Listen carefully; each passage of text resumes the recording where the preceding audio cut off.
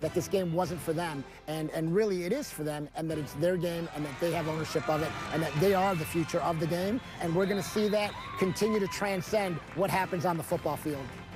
We all love football, and now we have a little bit of that football in us because girls can also play football as well. Hancock Stadium getting ready for the 8th and final championship game this weekend. It is Loyola taking on York, and it's up next right here on the IHSA television network.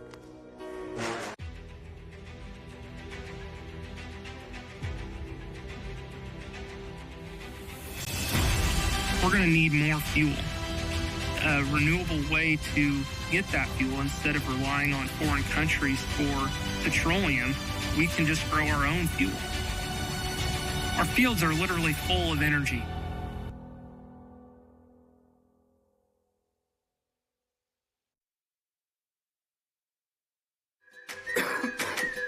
Coughing and throat feeling sore? We've got medication to get you out the door. Earache, pink eye, bug bite, or rash? Our wonderful staff will treat you in a flash. What about sprains, strains, and minor fractures too? Don't worry, our x-rays reveal what's hidden from view. Need care after 9, 10, or 11? Our virtual care's got you 24/7. OSF on-call urgent care, in person or virtual, we're always there. Home is more than a place. It's full of the people and moments that matter most.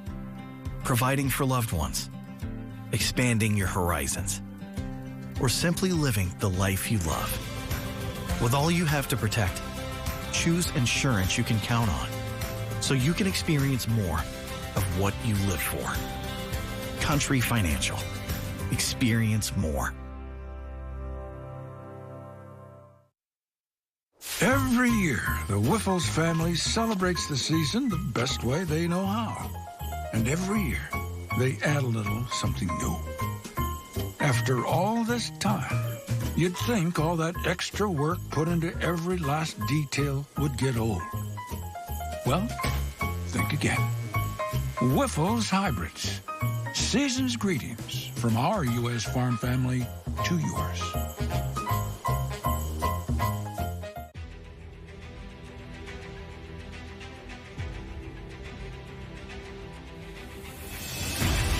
We're going to need more fuel, a renewable way to get that fuel instead of relying on foreign countries for petroleum.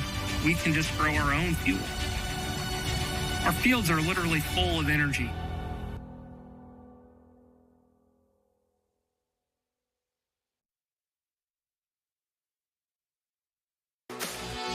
Hancock Stadium getting ready for its 8th championship game of the weekend. Loyola taking on York. It's the Ramblers and Dukes up next.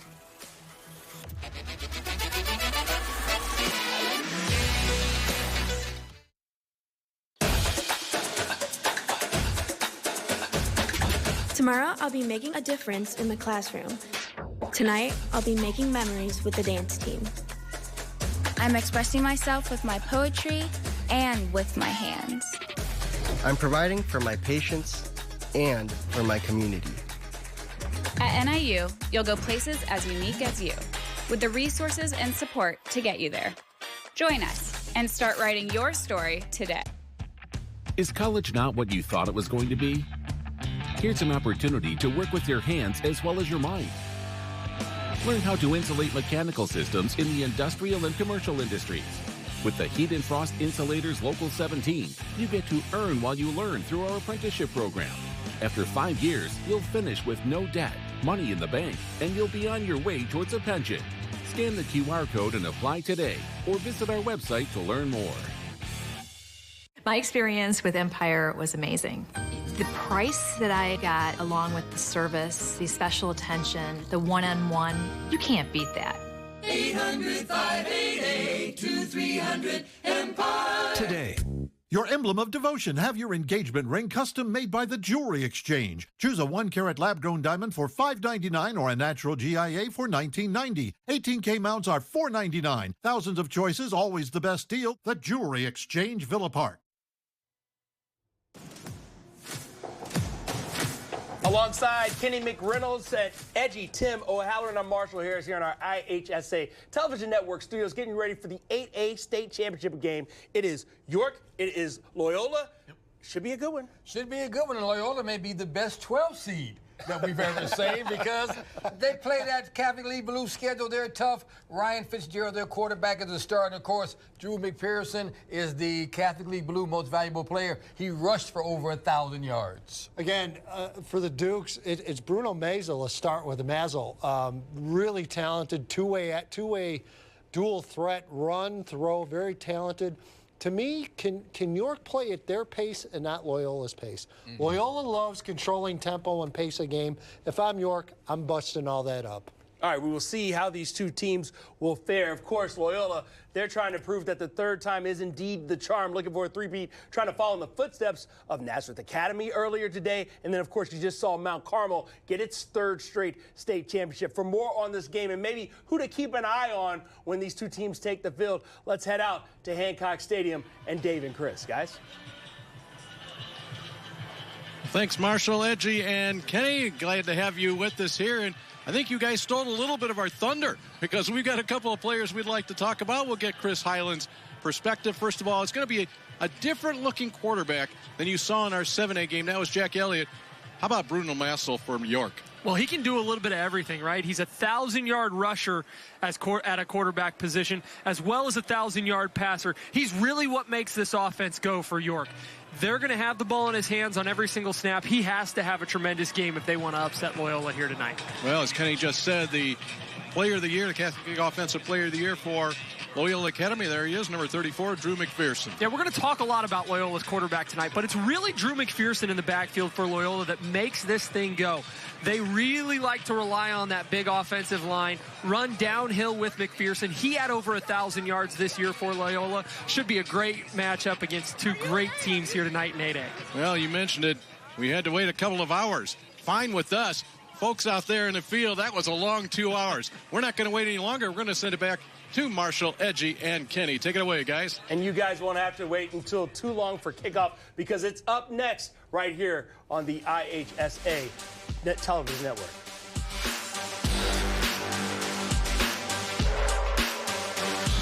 All right, let's go. I'll shop for the kids, and you get something for the dog.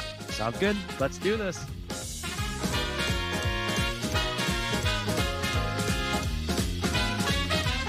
Whether you're shopping for gifts or something for yourself. Don't forget toys for the dog. Rush in for Black Friday deals at Menards that everyone will love. Because when they're gone, they're gone. Save big money at Menards.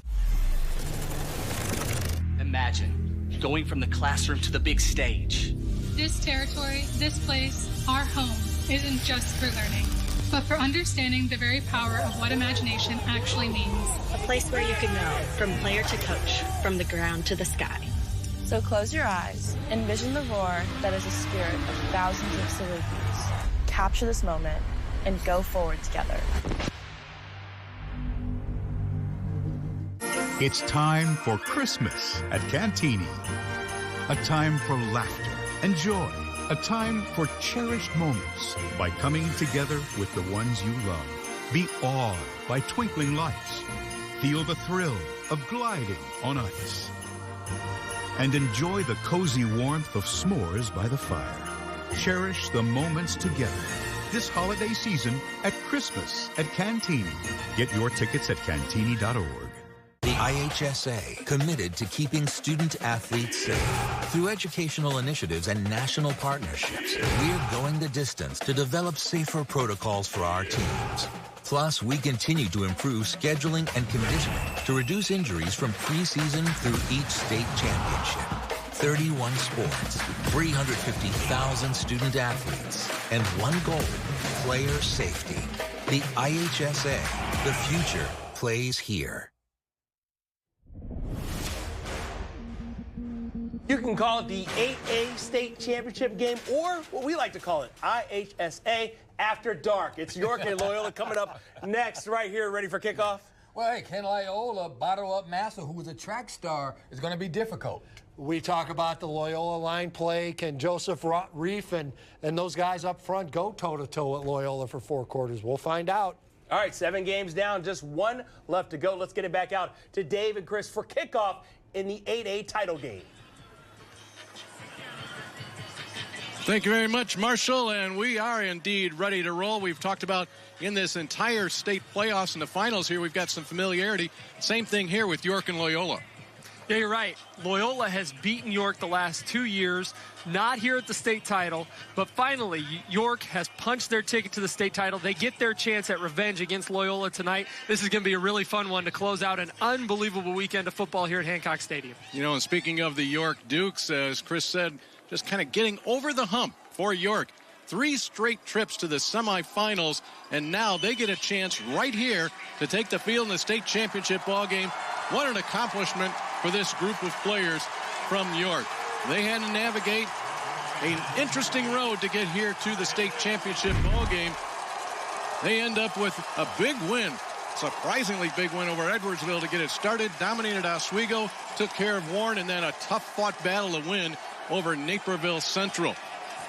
For Loyola Academy, this is a familiar turf. They started the season here against East St. Louis. They dropped that ball game. They've been here the last couple of years, not necessarily on this field. Last year was here at Hancock Stadium. They won the title. The year before that, they won the state championship at the University of Illinois. So the Ramblers will look to do what Nazareth Academy and Mount Carmel have done before them, and that's win their 3rd state title in a row. So the Ramblers set to take the field. This is how they got there.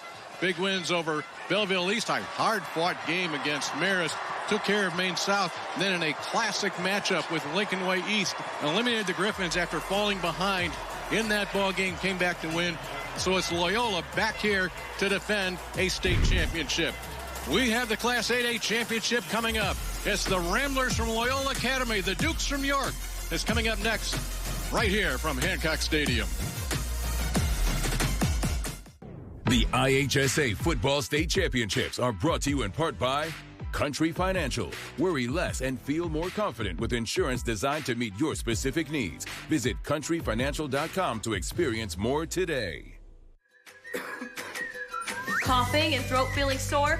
We've got medication to get you out the door. Earache, pink eye, bug bite, or rash? Our wonderful staff will treat you in a flash. What about sprains, strains, and minor fractures too? Don't worry. Our x-rays reveal what's hidden from view. Need care after 9, 10, or 11? Our virtual care's got you 24/7. OSF on-call urgent care. In person or virtual. We're always there. Every year, the Whiffles family celebrates the season the best way they know how. And every year, they add a little something new. After all this time, you'd think all that extra work put into every last detail would get old. Well, think again. Whiffles Hybrids. Season's greetings from our U.S. farm family to yours. Home is more than a place. It's full of the people and moments that matter most. Providing for loved ones, expanding your horizons, or simply living the life you love. With all you have to protect, choose insurance you can count on so you can experience more of what you live for. Country Financial. Experience more.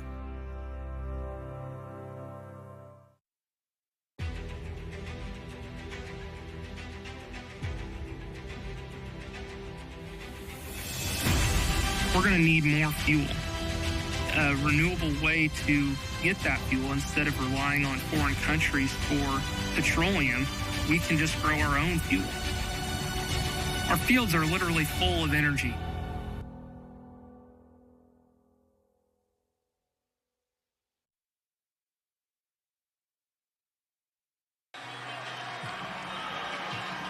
Nine o'clock here on a Saturday night, the final high school football game of the year matches York and Loyola Academy. Welcome back to Hancock Stadium. Along with Chris Highland, I'm Dave Bernhardt. Third member of our broadcast crew is down the field. That is Nicole Sedevy. Thank you, Dave. Well, you and Chris talked about Drew McPherson of the Ramblers and his running game as one of the key players to watch. He has over 1,000 yards rushing. We've heard it a bunch of times. I'm sure we'll hear his name a lot throughout this podcast. But when I spoke to head coach Bo Deschereaux from the Ramblers this week, he said something that won't show up on the stat sheets and something that people don't talk about enough is his ability to block. Well, we'll see it tonight as the Ramblers get started on offense first. McPherson is going out there with his senior quarterback and best friend Ryan Fitzgerald to kick off this 8A class title game. All right, they're both headed to Iowa following this game, following their conclusion of their senior year in high school. 23 degrees here at kickoff. It feels like 12 degrees the wind coming out of the west at about 12 miles per hour, and that to you at home means it's coming from the near side to the far side. York did win the toss. They chose to defer to the Ramblers to get the ball first. For York, it'll be John O'Connor to kick off. Deep for the Ramblers, who have really come on strong this season. 11-2 on the season, but back deep it'll be Donovan Jordan. You're looking at him right there. Number 1, he's headed to the University of Washington. We'll see him a lot in the secondary as well. So a long wait. John O'Connor will get this thing started. You can feel the energy in the building here. These guys are ready to go. They've been waiting a long time for their opportunity to shine here on the biggest stage in the state. And here we go. The 8A game about to get underway. This one is short. No fair catch called. And being buried immediately on the return. For Loyola Academy, that was Zach Hollibar. Your starting lineups tonight for this 8A championship game presented by OSF. Ryan Fitzgerald returns at quarterback. There is Drew McPherson. Great receivers in Carlson, Kane, and Loftus along with Vredenberg. And on the offensive front, a huge offensive line led by Joey Herbert in the middle of that line, the center.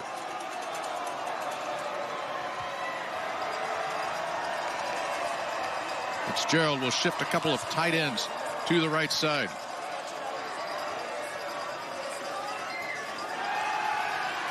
Reteeks takes a hit, complete. Quick early catch from Will Carlson. And a penalty flag goes down on our first offensive play from scrimmage. They don't go downfield. 55 Loyola. The 5-yard penalty will replay first down. The referee is Dave Bowman. Also in the crew with him, Josh Olson, Kenny Hanshaw, Mark Jontry, and Kevin Copeland. So an ineligible player downfield starts this, and for Loyola and Ryan Fitzgerald, it'll be 1st and 15.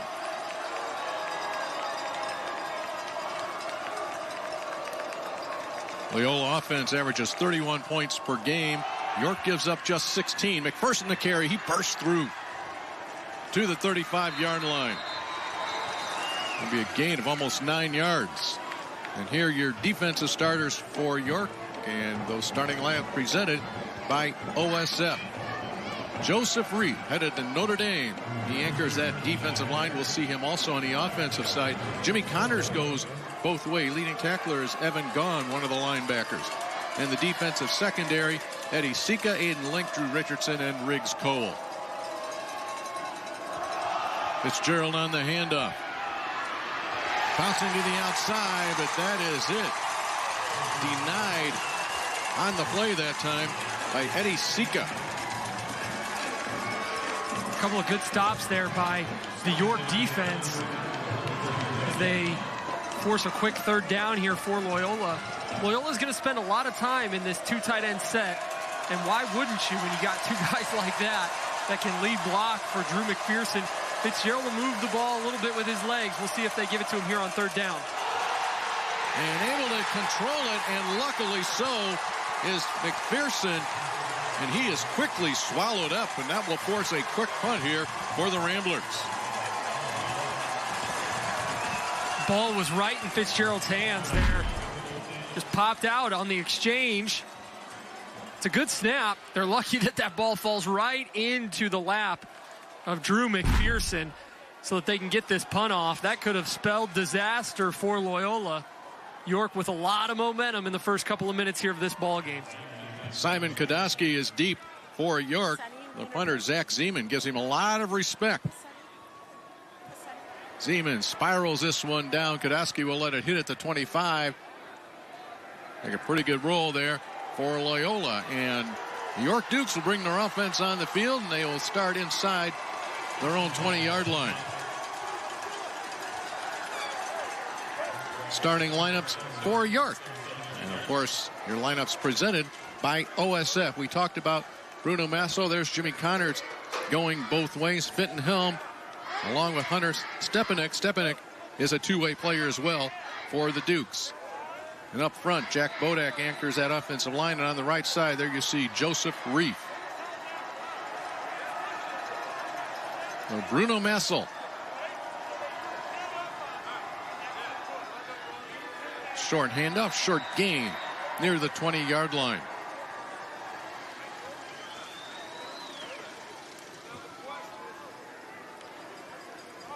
Loyola Academy started the season 1-2. A loss to East St. Louis right here on this field, 34-7. East St. Louis, of course, winning the 6A title, and then in Game 3 fell 35-21 to Wheaton St. Francis. That's when Ryan Fitzgerald was injured. But since then, Loyola has run the table. Massel will keep it himself. Bruno Massel, a sprinter, a state qualifier. Is able to stay on his feet until the mass of scarlet maroon buries him under. Looks like he might be just shy here on third down, but you talked about the start to the year for this Loyola Academy team, Dave. This is not a program that is accustomed to having a losing record at any point in the season. Doesn't matter when it is. And for them to go 1-2, and then the run that they have pulled off has been incredible to see, especially the injuries they've battled through. This team has really come together at the right time, and they're playing their best football right now. Undefeated state champions a year ago. To the outside, there's room to go. To the 40-yard line, still his feet at the 50. Down to the 40. On the move is Connors, and it's a 74-yard touchdown run. Jimmy Connors. And York strikes first.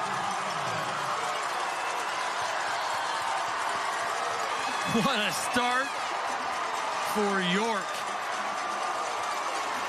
Third down and 1. I think everybody in the building thought they were going to keep it in the hands of Bruno Massel. Instead, they go with Connors, and why not? He's got over 800 yards on the season. And that right there might have been the biggest run of his entire career, as you're going to see him break loose for a 74-yard house call. What a start for York. You absolutely cannot draw it up any better in an early 7-0 lead for the Dukes.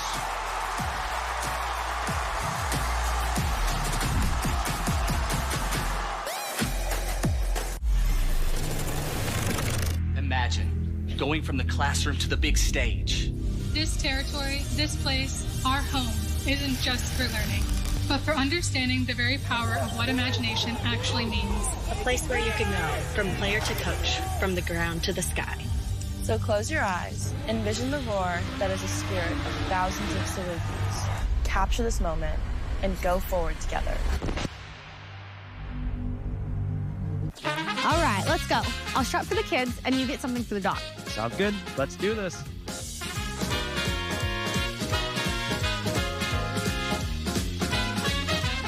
Whether you're shopping for gifts or something for yourself. Don't forget toys for the dog. Rush in for Black Friday deals at Menards that everyone will love. Because when they're gone, they're gone. Save big money at Menards. The IHSA Football State Championships are brought to you in part by Menards. Save big money on all your home improvement needs. And by SIU Carbondale. Imagine the possibilities.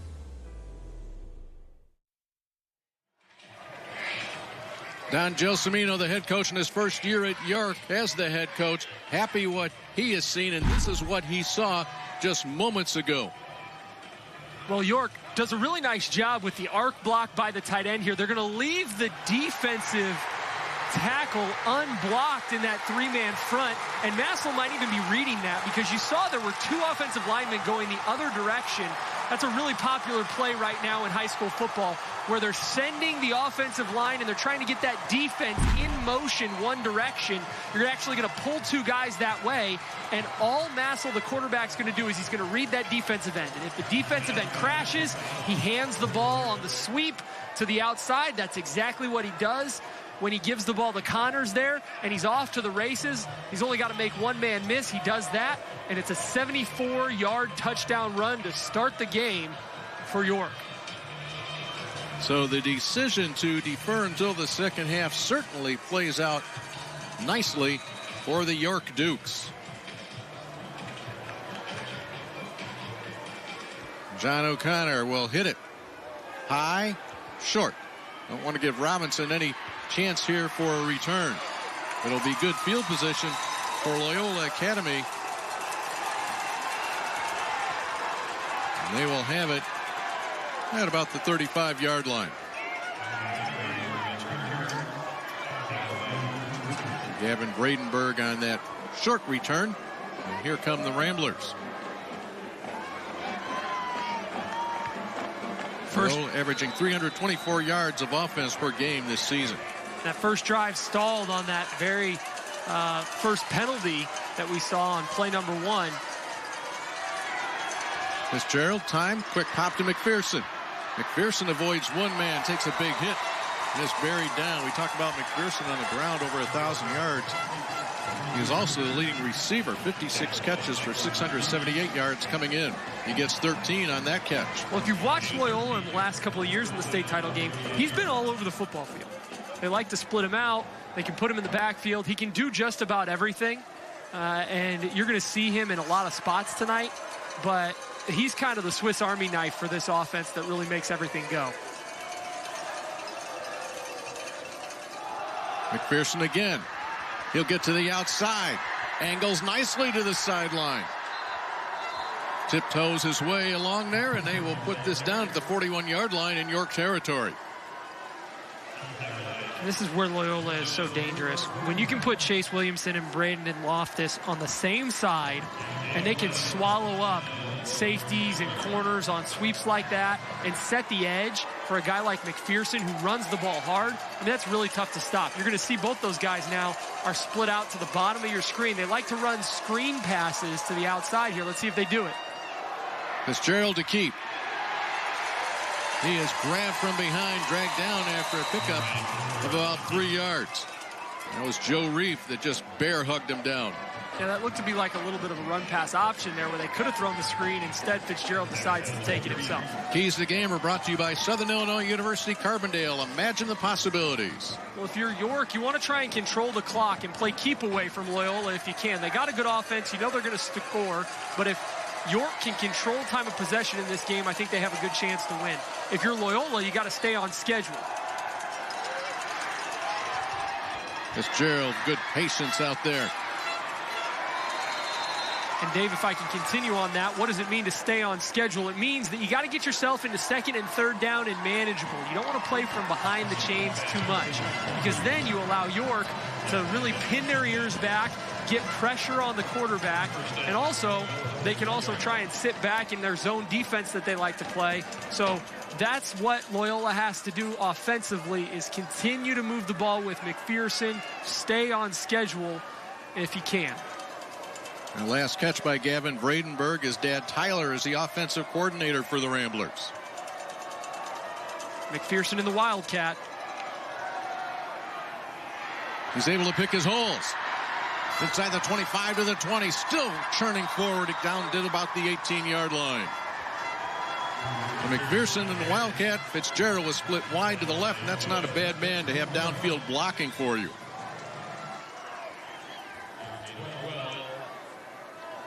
So Loyola Academy getting yardage in chunks. Ramblers on their second possession inside the red zone.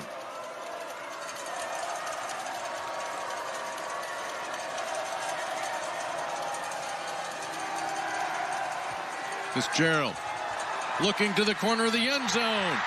Touchdown. Will Carlson for 18 yards from Ryan Fitzgerald. And the Ramblers an extra point away from tying it up.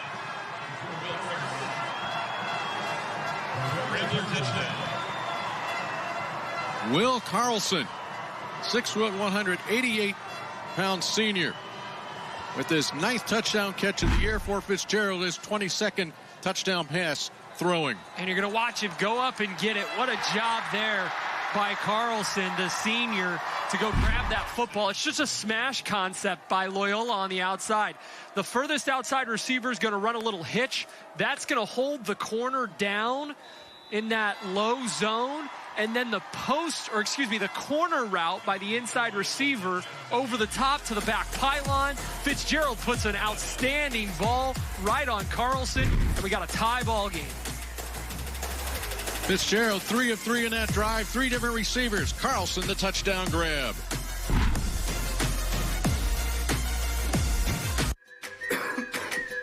Coughing and throat feeling sore? We've got medication to get you out the door. Earache, pink eye, bug bite, or rash, our wonderful staff will treat you in a flash. What about sprains, strains, and minor fractures too? Don't worry, our x-rays reveal what's hidden from view. Need care after 9, 10, or 11? Our virtual care's got you 24/7. OSF on-call urgent care, in person or virtual, we're always there.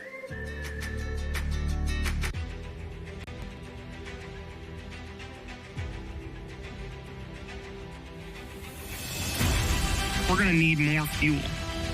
A renewable way to get that fuel instead of relying on foreign countries for petroleum. We can just grow our own fuel. Our fields are literally full of energy.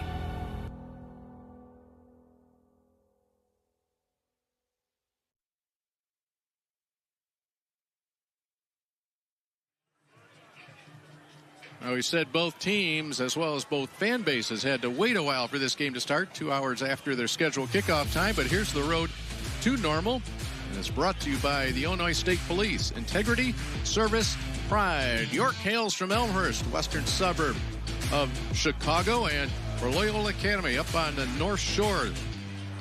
Ramblers from Wilmette, they are in Cook County. They have that longer journey down here to Hancock Stadium, a trip they made last year en route to a state championship.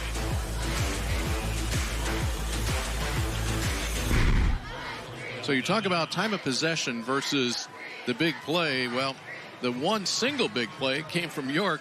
The time of possession, thanks to double-digit gains down the drive, goes to Bo Deschro's team, and that's the Loyola Academy Ramblers. Yeah, back and forth we go early on in this first quarter. We just saw 89 points in the 7A game. We might see a high-scoring game here as well if the defenses don't make a couple of adjustments after those first few drives by each team. Zach Zeman does all the kicking. Didn't start kicking until his freshman year. He actually tried out as a linebacker. That didn't work out, so he became a kicker. Finn Helm is deep for York, standing right on the goal line. And he will not get a chance. Good leg there from Zeman. Sends it into the end zone, and York will start from the 20. It was such a quick offensive possession. The last time York had the ball, we didn't get a chance to give you the defensive starters. Those starting lineups are presented by OSF. Tommy Ghislandi headed to Army. In the middle of that, along with Kai Kalka. And for the linebackers, always a good bunch. How about this? Charlie Daly, John Baum, and Gavin King. The secondary, we already mentioned Donovan Robinson, headed to University of Washington, along with Charlie Pryor, anchors that secondary. York on the ground, no gain on first down. Bruno Massel has thrown for almost 1,100 yards. Actually, he's thrown for almost 1,500 yards. He's rushed for 1,100. So you talk about total offense, he can do it a couple of different ways. On the carry that time was Henry Duda. Duda's second leading ground carrier. over 1,000 yards. So 2 1,000-yard rushers in this York lineup. Massel will fire. Low shot. It is complete in bounds. He completes it to Jack Birnbaum. That was a rocket that he threw in there. Nice job there by Bruno Massel. You see their head coach there, Don Gelsomino. Gelsomino, the defensive coordinator, he admits he talks to the defense during moments like this, but if he hears something going on or somebody tells him something, he quickly spins around and manages the ball game from that angle. Very confident in his fellow defensive assistants to take care of any business. Massel will look to get to the outside, looking to squirt through. Can't quite get there, but he'll get across the 35-yard line. That'll be good enough for a first down. Boy, anytime you get Bruno Massel in any type of open space, he's a danger to go all the way. 3-time state qualifier, and that's in multiple events. Runs a 4.4340, part of the 4x100 state finalist relay team. How about Massel? The first 3 playoff games, he rushed for over 170 yards and scored 11 total touchdowns in those 3 games. This time he will give it off. Tommy Ghislandi, number 18. Will wrap him up. And there's Bo Deschro. How about that record for Deschro? Perfect record last year in his first season as the head coach, taking over from John Holisek. He's had a couple of early losses this year for Loyola. He's had a number of sons come through this program. Longtime assistant at Loyola Academy. You mentioned their former coach, John Holisek, back on staff now. Deschro kept asking him. He finally said yes this year. He's back on staff, helping coach linebackers. Massel squirts through, nearly breaks it. He gets out to the 48-yard line. That should be enough for a first down. Quick acceleration from the 5'11 senior. And you can see Massel, he's going to run inside, he's going to run outside. Does a good job of following a couple of blocks on that counter play. York not as big up front as Loyola, but man, they can get after it. I watched a couple of their games in the playoffs, and they do a really nice job of moving the line of scrimmage, and Massel and Connors in the backfield do an outstanding job of finding the holes when they're there. Connors will get it. Tries to pick his hole and is able to cross midfield. I mean, that's a 4 or 5 yard gain there, but what that shows is how patient he can be behind that big offensive line. Really nice job. A couple of them slow to get up front, but if they can continue to get 4 or 5 a carry and they can control the clock like we talked about and keep Loyola's offense on the sideline, York is going to have a chance to pull this one out in the end. Coming up on 3 minutes to play in the first quarter. York scored on his first possession on the long run by Connors. Massel will keep it. Massel to the 40-yard line, to the near sideline, shoved out of bounds. Charlie Daly knocks Bruno Massel out of bounds, but not before he gets all the way down to the 28-yard line for a 21-yard pickup.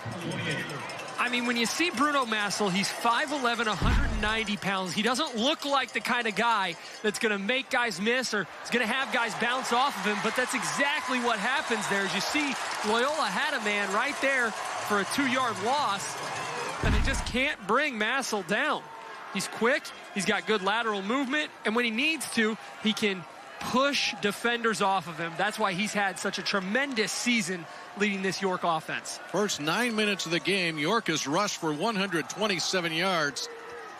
And now 128 after a short pickup by Massel.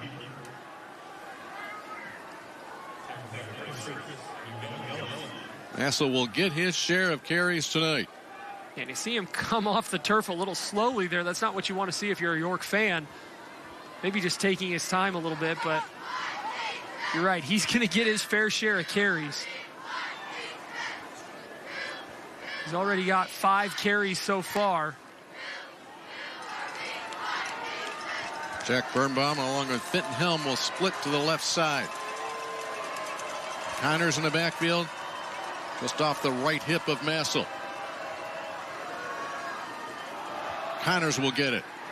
And a flag goes down as Connors fights forward to the 25-yard line. And a second penalty flag comes flying in. Gavin King with the tackle. 2 penalty flags on the play.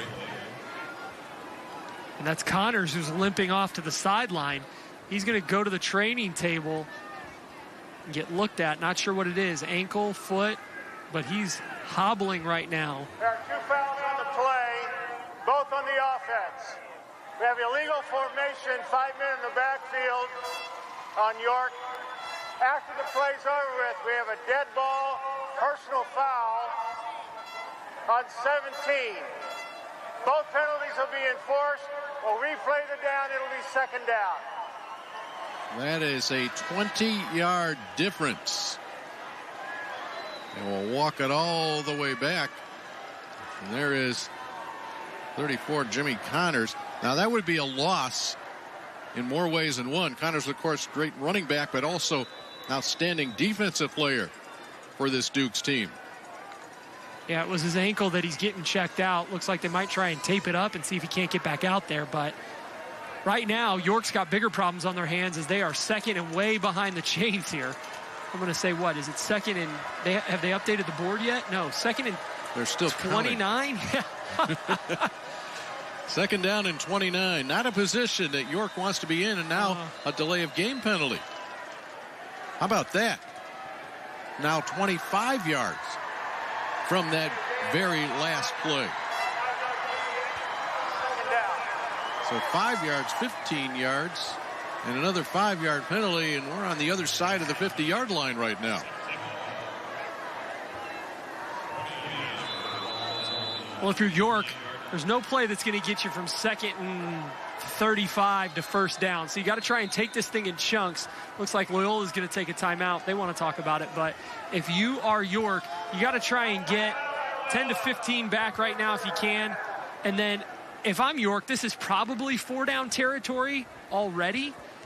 Not because of the time left in the game, but just because you're looking at a 50-some yard field goal if you get back to the original line of scrimmage. So if I'm York, I'm thinking, hey, 4 downs here. I got 3 to try and get myself all the way back and get the first down here. Let's go back to the semifinal game for York. Playing Naperville Central, leading 20-13 with 10 seconds left. 4th down and a yard. Bruno Massel hightails it back 43 yards. He's going to take the safety here, but watch what he does when he gets in the end zone. Still trying to wind that clock down, and it goes to 0 right there, and York heads to the state championship ball game for the first time. So that definitely hurts Bruno Massel's rushing yardage. 43 yards and a safety, in one of the most unusual ways you will see a state playoff game end. That's just good coaching there. That's something that teams practice. Good teams practice on a weekly basis. They do those things. They know to use the clock to their advantage. And I think Massel would take another 43-yard loss if it meant he gets a state title tonight. So I wouldn't be surprised if they try and dial that up again if they're in the same situation. He needs to get 34 yards to the south, and he'll make that first completion back into Loyola territory. And there's the distance that you were asking for, Simon Kodowski, on that reception. That's all you needed. That's all you needed right there. You needed a 12 to 14-yard gain. Yeah, it's still 3rd and 18, but it's way more manageable, right? And again, you're trying to think, if you get another 8 to 10 here, you're probably in 4-down territory. I know that that's probably what the coaches are thinking on the sideline. So what can you do to dial up something similar to that? Connor's still on the sideline, so is the ball going to stay in Massel's hand on a run, or are you going to try and find one of these one-on-one matchups on the outside that you like? Henry Duda in the backfield, 1,000-yard rusher. Let's see how Massel plays this one. He'll keep it. Massel grabbed and wrapped up. I believe that was Gislandi again. They've tried to leave Gislandi unblocked a couple of different times with a few different concepts. One inside run like that, that's kind of a sweep option look where you can run underneath the unblocked defender, or you've got that spy look or that sweep look that I talked about where you run outside of that unblocked defender.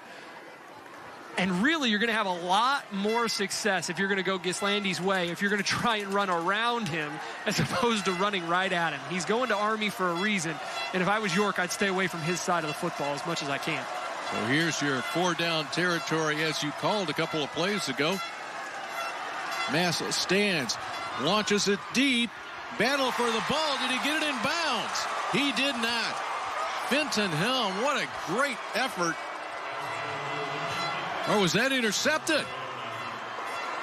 No, they're going to say that it's the incomplete pass out of bounds. All right. But since it was 4th down, it's going to be Loyola ball. So better that it wasn't intercepted if you're Loyola. But man, that one looked really close. We're going to get a play. We're going to get a look at it up here in the booth. Oh man, it might have been the right call. Half of that foot may have been on the white. The other half may have landed in the green. Too close to call from up here. But the official was right on it, so you have to believe that he had the right call on the field. What a turn of events that would have been had York come down with that football inside the 5. Instead, Loyola takes over possession. Those 25 yards and penalty really hurt the Dukes, but their defense comes up strong. Only a 1-yard gain for Loyola Academy, and that closes out the first quarter of our 8A championship ball game. Touchdown apiece, a 74-yard run from Jimmy Connors, and then the touchdown pass from Fitzgerald to Carlson. We're tied at 7 after 1.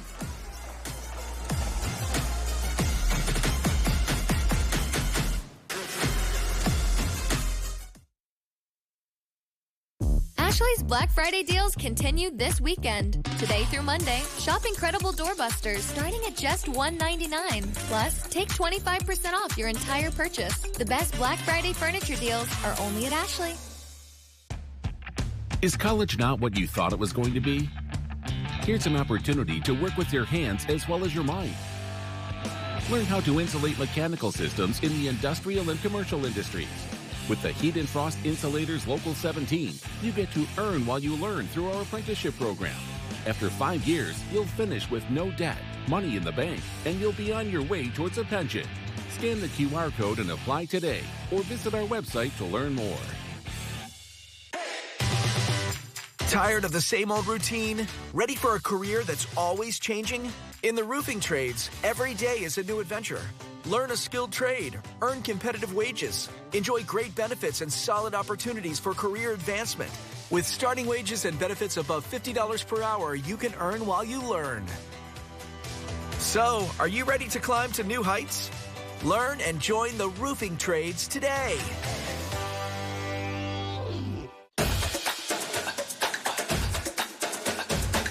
Tomorrow, I'll be making a difference in the classroom. Tonight, I'll be making memories with the dance team. I'm expressing myself with my poetry and with my hands. I'm providing for my patients and for my community. At NIU, you'll go places as unique as you, with the resources and support to get you there. Join us and start writing your story today. Ashley's Black Friday deals continue this weekend. Now through Monday, shop incredible doorbusters starting at just $1.99. Plus, get the best prices on Ashley products guaranteed. The best Black Friday furniture deals are only at Ashley.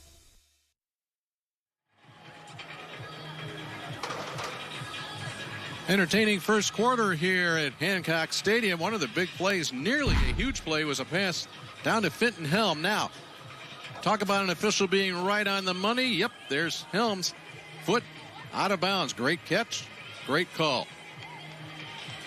Yeah, it's a game of inches. If he comes down with that ball in bounds, York's inside the 5-yard line with a chance to punch it in and take the lead. Instead, the ball goes over to Loyola, and they're already on the opposite side of the 50-yard line here as we take a look at Connors back in the football game. You see that ankle fully taped up now. He came off limping. You can see him still favoring that ankle as he walks onto the field on defense, but he came off the field on offense. They took a look at the ankle. Looks like he's going to be okay and get back out there, but that's a crucial injury for York early in this ball game. Well, Jimmy Connors goes into every game knowing he's going to get about 100 plays as he goes both ways. You don't see that too often in 8A football.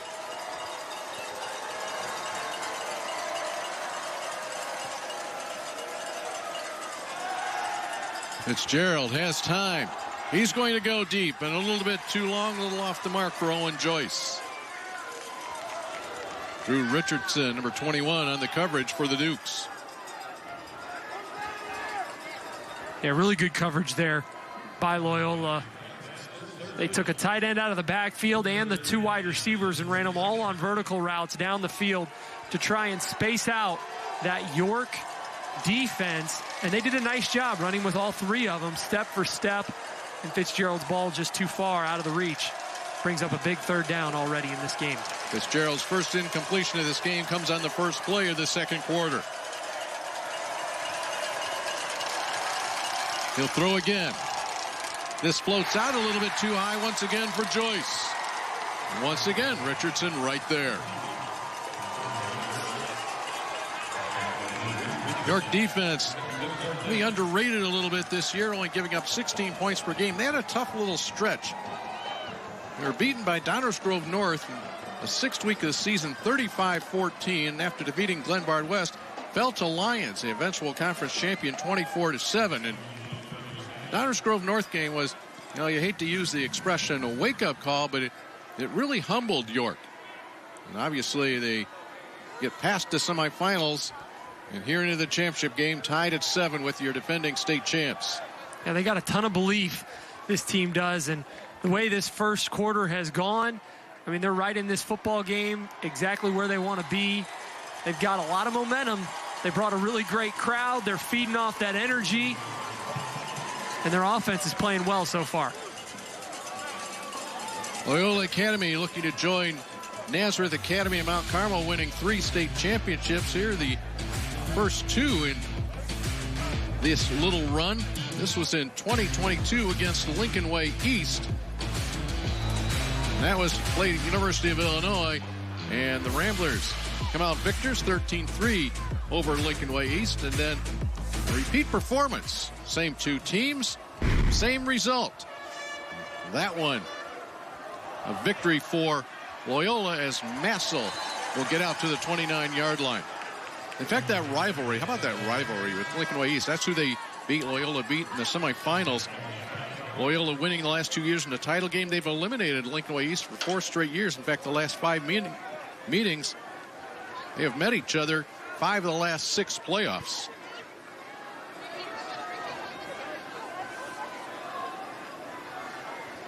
Jimmy Connors back in on the offensive side of the ball. You didn't think keep him out for long, did you? He will get it, tries to pick his way through. Not too much room there. Yeah, I'm interested to see him get up off this pile, and he's not. He's not getting up at all. That is a worse sign than we saw moments ago for York fans. Yeah, as soon as he took that ball, I was wondering, you always want to see how does a guy get up off the ground when he's had an injury, and to not see him come up at all, not a good sign. You just feel for the kid, man. He's trying to gut it out. He's trying to do everything he can in the state title game for his teammates. And I just don't know how much more he's got left in the tank. And you see his teammates there just kind of moving around. Some of them for that shot were just taking glances over their shoulder to see whether Connors was on his feet. Now Don Gelsomino, the head coach right there, talking to Connors. Gelsomino calls him a throwback player.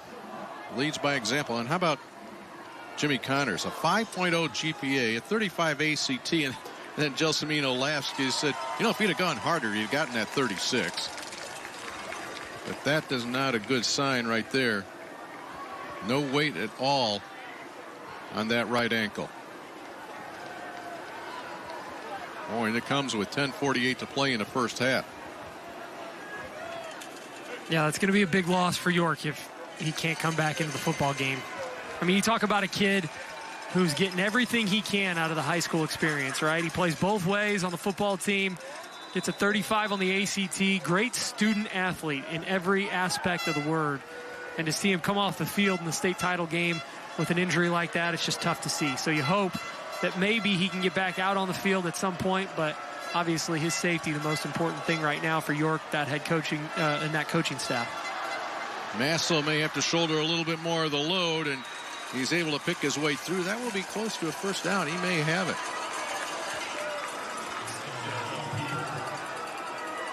You know, you talk about Massel and Connors. Gelsomino singled both of them out as many of the players, a couple of the many players that do every volunteer event. Massel will be a little bit short.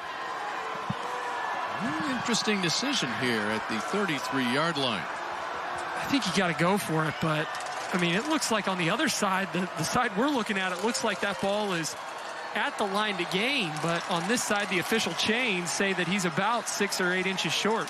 And that's how much he needs for the first down. Well, it's going to be an easier decision now because York just jumped off sides.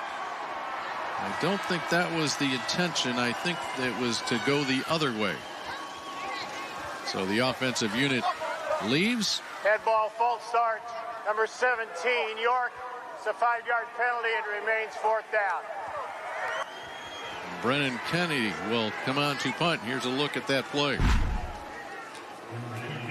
It was Fenton Helm, and I thought they might actually get away with it because I thought maybe if he just moved out and motioned out a little bit like he was shifting, maybe the official would have let it slide, but he knew he was caught as soon as he flinched, and that makes it an easy decision for Coach Gelsomino.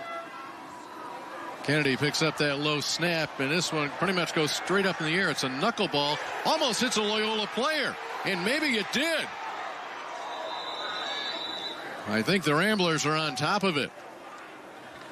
That ball just knuckled in the air, floated, but it'll be good position for the Ramblers.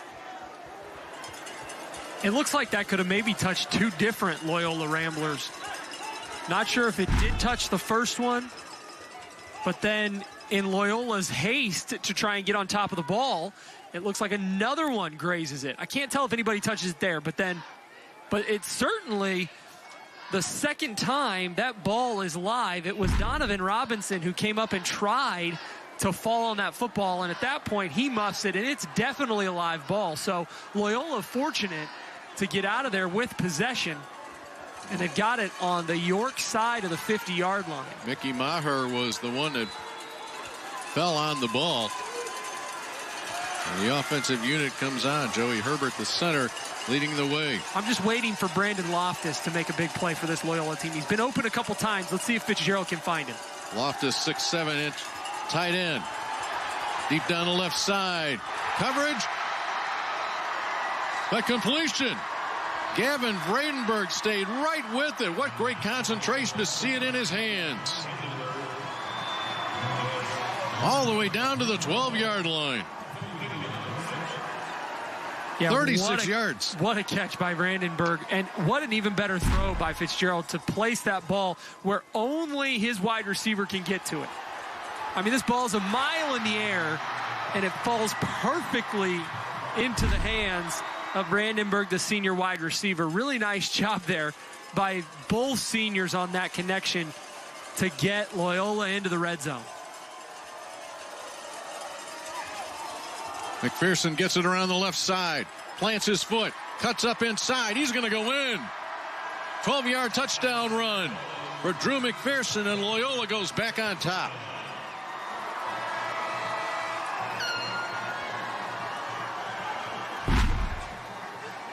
It's a great run by McPherson. It's an even better block out there by Conlon Kane. It looks like out there, was that him or no? Was that Brandenburg who just caught the big play to get him down there? I think it might have been Gavin Brandenburg with an outstanding block. A couple of big tight ends out there as well that we already talked about. Chase Williamson blocking on the edge for Loyola. And when McPherson turns the corner, he's as good as any back in the entire state.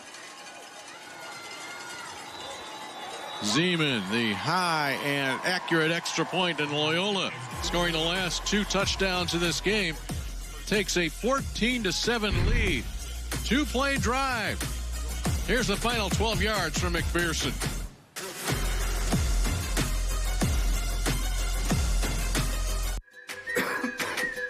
Coughing and throat feeling sore? We've got medication to get you out the door. Earache, pink eye, bug bite, or rash, our wonderful staff will treat you in a flash. What about sprains, strains, and minor fractures too? Don't worry. Our x-rays reveal what's hidden from view. Need care after 9, 10, or 11? Our virtual care's got you 24/7. OSF on-call urgent care, in person or virtual. We're always there.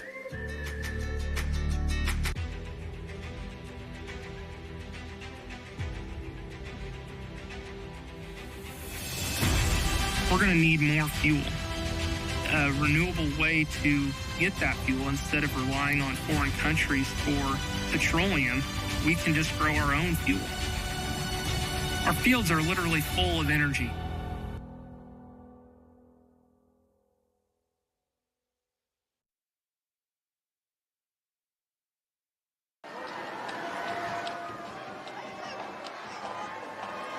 Back at Hancock Stadium, it's been a busy day here the last 2 days. Today we started with 5A football, every game a championship ball game. Here in the IHSA State Finals, 50th anniversary of those finals. This is how it looked. Nazareth Academy holds on literally in the final 10 seconds, denying a 2-point conversion attempt from Joliet Catholic for a 29-27 win. Third straight title for the Roadrunners. And East St. Louis, tight ball game, broke away for that 20-point win over Geneva. Geneva making its first appearance in the state title ball game. Mount Carmel and Batavia was a shootout in the first half, and then Mount Carmel pulls away in the second half, sticks 55 on the board. See the Loyola score. Ramblers just taking that 7-point lead.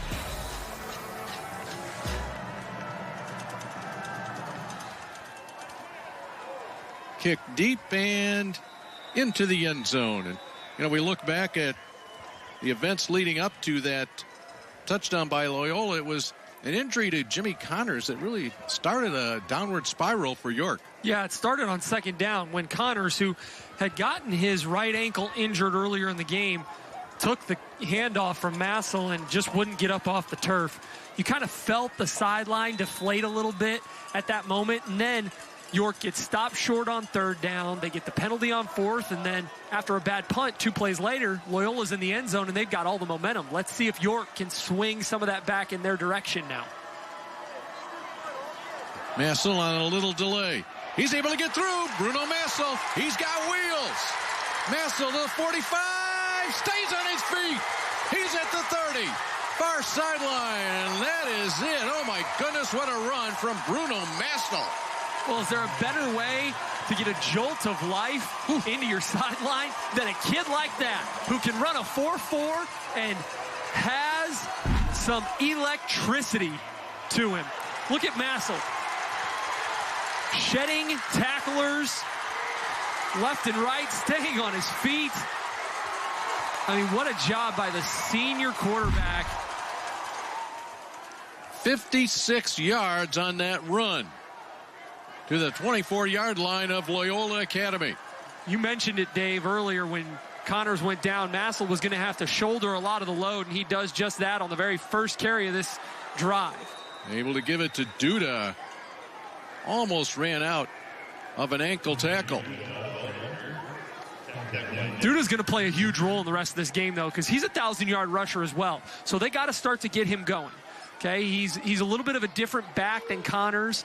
But if they can get Duda going in this game, I mean, watch out, because York has some firepower on the offensive side. When they can find the right hole, these guys can get up and go, and there's very few people in the state who can catch them. Massel to keep to the outside. Waits on a block, gets it, drives forward. Not just speed, but strength for Bruno Massel.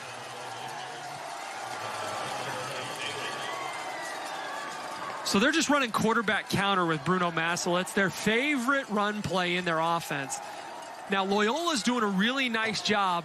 That play side defensive end is closing. You see there, both of those guys close, and that pulling guard and that pulling tight end, they have to log. That's called logging those blocks, which means that Massel has to bounce the ball to the outside. Now, the problem is York's wide receivers are doing a really good job of blocking downfield. And so Massel's able to get some really big runs. Duda driven down in the backfield. Loyola coming hard, penetration. Eddie Kurtzwell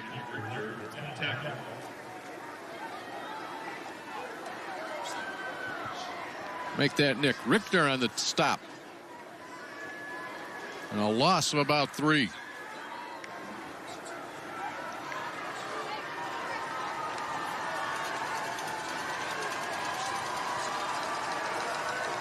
Second down and 12.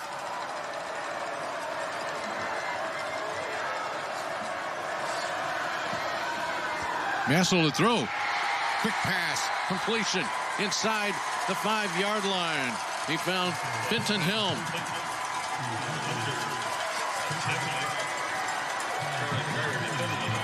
Make that the tight end, Hunter Stepanek. Yeah, it was the tight end from that slot position. Looked like a little bit of a run-pass option maybe for Massel.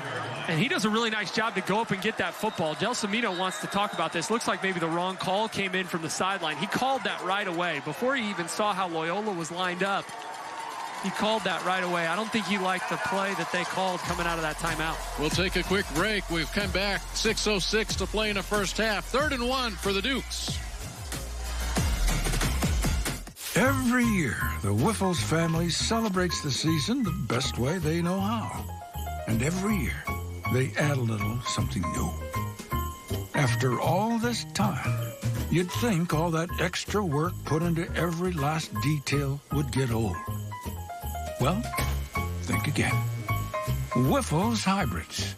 Season's greetings from our U.S. farm family to yours. Home is more than a place. It's full of the people and moments that matter most. Providing for loved ones, expanding your horizons, or simply living the life you love. With all you have to protect, choose insurance you can count on, so you can experience more of what you live for. Country Financial. Experience more.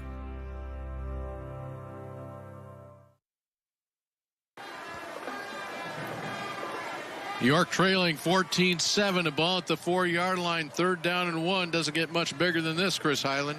I mean, it's just a question of which way they're going to run Bruno Massel. I mean, right? I mean, I'm not sure you put the ball in anybody else's hands other than your star quarterback. You just got to find the right concept that you like the most against this Loyola front. They've had some success when they have left the DN unblocked. Let's see if they go with something similar here. Need to get to the 3-yard line. I would not run Gishlandy's way if I were them. Massel will run straight up. He puts his head down, spins those wheels, and he is in. 4-yard touchdown run for Bruno Massel. And York immediately answers. Bruno Massel, the 5'11", 190-pound quarterback, just took it right to the defense of Loyola Academy. I mean, watch this. Bam, right there in the hole. Holy cow. He put Henry Newton back on his heels. I mean, that's the way that you lower the boom at 5'10", 190 pounds. York came to play. They were not going to go away quietly. They've got a lot of history with this Loyola team, and they want the Ramblers bad. They're giving them everything they've got tonight. What a way to close out an incredible weekend of football here in Illinois. Nicole Sedevy is down on the sidelines for us. She has an update on Jimmy Connors. Nicole. Yeah, Connors appears to be struggling with a right foot injury. He was wincing in pain, squeezing his fist when the trainers were putting pressure on it. They removed his tape, his cleat, his sock to check it out. They ended up wrapping it up again with some pre-wrap under his sock. He's been up and down off the bench, testing the pressure on it. Right now, they have some ice on it. His coach came over to check in on him, asked him how he felt. Connors replied, "It hurts." Coach said, "You tell me whether you want to go back into this game." The training staff was unclear if he'll return to this game. All right, great reporting, Nicole. And there is a gamer right there. So if he is unsure right now or that much pain, that's not a good sign. And obviously, offensively here for York, the Dukes are able to overcome his absence. The question now is defensively. how do they make that adjustment? Well, that's a big question. I wonder if Loyola will go after his replacement early, but regardless of whether we see Connors in this game again or not, he left his mark immediately. Don't forget, it was his 74-yard touchdown run that led off the scoring for York and gave him that 7-0 lead. So whether we see him again or not, he has certainly left his mark on this game already for York. That last touchdown drive by York, 6 plays, 80 yards. Key play was Bruno Massel's 56-yard run. That drive took 2 minutes and 39 seconds. York now with 242 yards of offense. Massel accounting for 158 of those yards.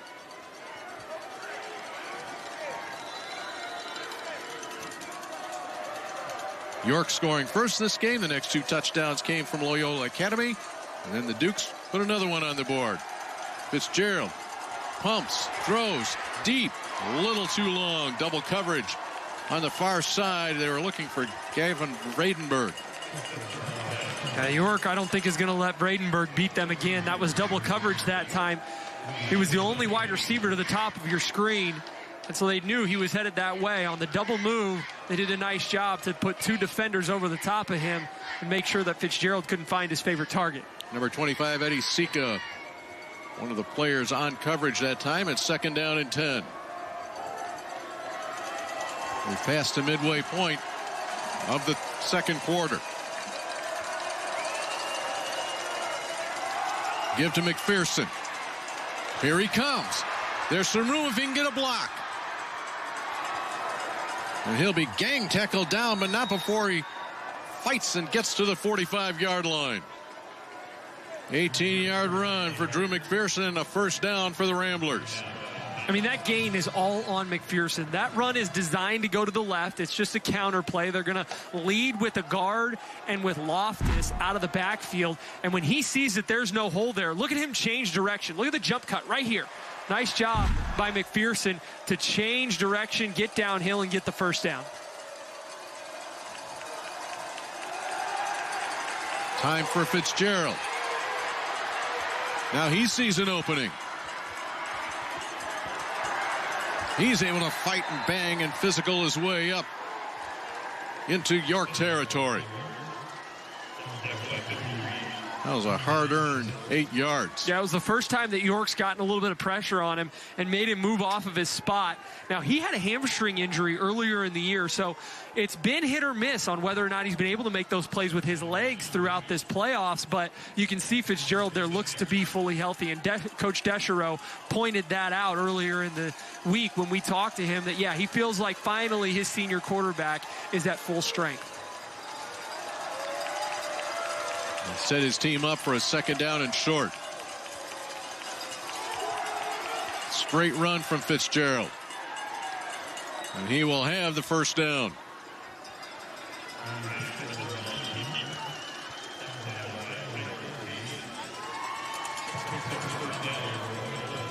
One thing that Ryan Fitzgerald understood after that hamstring injury, he understood that he just could not rush himself back. And obviously that's a very difficult thing to do, but he started running a little bit in week 8 against Mount Carmel.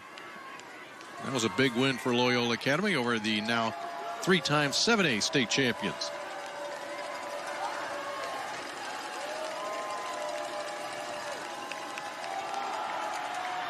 Here comes McPherson again. The race to the edge. McPherson will get to the 20-yard line.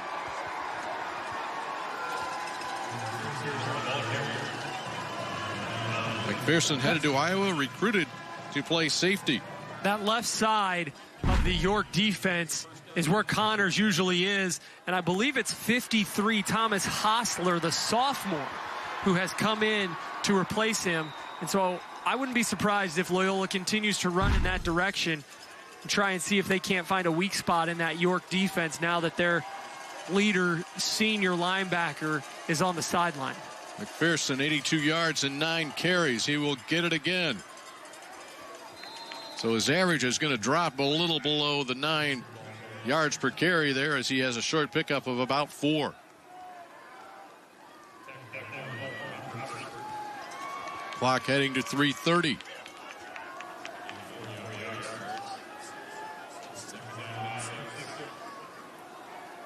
Fitzgerald gets that play call from the sideline as 3 players in fluorescent vests signaling it in. 5 of the 6 plays on this drive have been runs. Williamson motion. Out of the backfield, McPherson gets the catch. Gets a big block downfield. McPherson to the 5. Did he get in? Knocked the pylon over. That's a touchdown.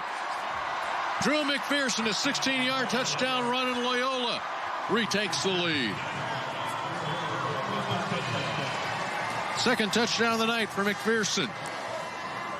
So the Ramblers had Loftus in the game in the backfield, and their other big tight end, Chase Williamson, is out, split out, and when he motions in like that, that's a tell or a tendency from Loyola that they're going to do one of 2 things. They're either going to run that screen play, that swing pass to McPherson, or they are going to hand the ball to him on a sweep.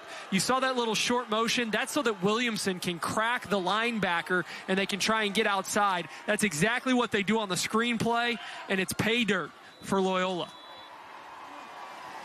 3 touchdowns for the Ramblers, 2 in this quarter, 3 extra points, 21-14 with just under 3 minutes to play. Drew McPherson, his second touchdown of the night, and here it is. Yeah, you're going to see those big wide receivers and tight ends out there blocking for him. A really nice job blocking downfield by Will Carlson. And he kicks the pylon over for 6. Nice job by Loyola to respond after a big drive from York tied the ball game. Second touchdown pass for Fitzgerald as Loyola capitalizes in the red zone. They are perfect in 3 attempts once they get inside the 20.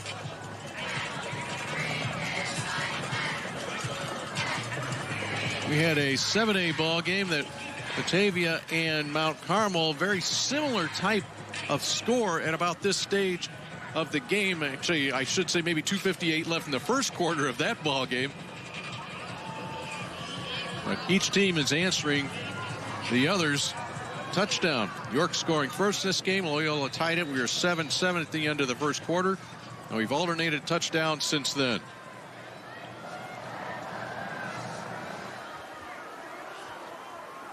Zeman has put 2 in the end zone. This one will come up just a little bit short of the end zone.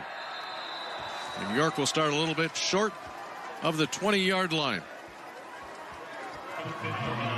Drew McPherson headed to Iowa. He'll join his good buddy Ryan Fitzgerald. Fitzgerald, a preferred walk-on. Drew McPherson, his commitment to the Hawkeyes.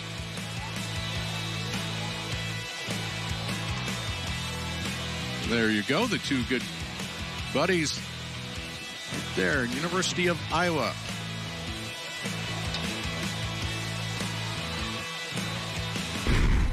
Their team has a 21-14 lead. Massell, no hole there that time.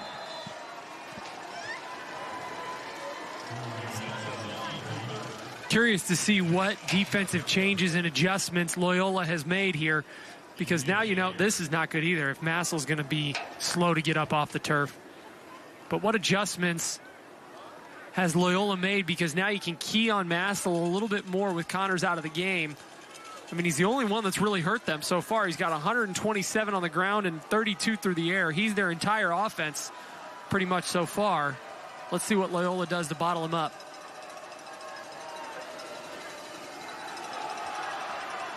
He's able to squeeze through. Picks up 5, maybe 6 yards. First appearance ever in a state championship ball game for York. This is a team that missed the playoffs from 2012 to 2020. And yet the seniors came into York after that playoff absence of 10 years. They've been to the semis 3 straight years, and now to the state championship ball game. 3rd down and 4 for the Dukes. Massell under pressure is able to get rid of it. The pass is complete out to the 38-yard line. Simon Kodowski, second catch of the night, moves the chains with 91 seconds to play in the first half. That's a really good job by Kodowski. And now York can go up tempo a little bit with 2 timeouts and still a minute or so to go in this first half. And that pass is incomplete. Bruno Massel, you talk about development in a quarterback. Of course, he had to sit behind some outstanding quarterbacks, and he has learned now that he'll go through his reads, and if it's not there, he'll take off. Well, his read was a good one there. The pass just a little bit low.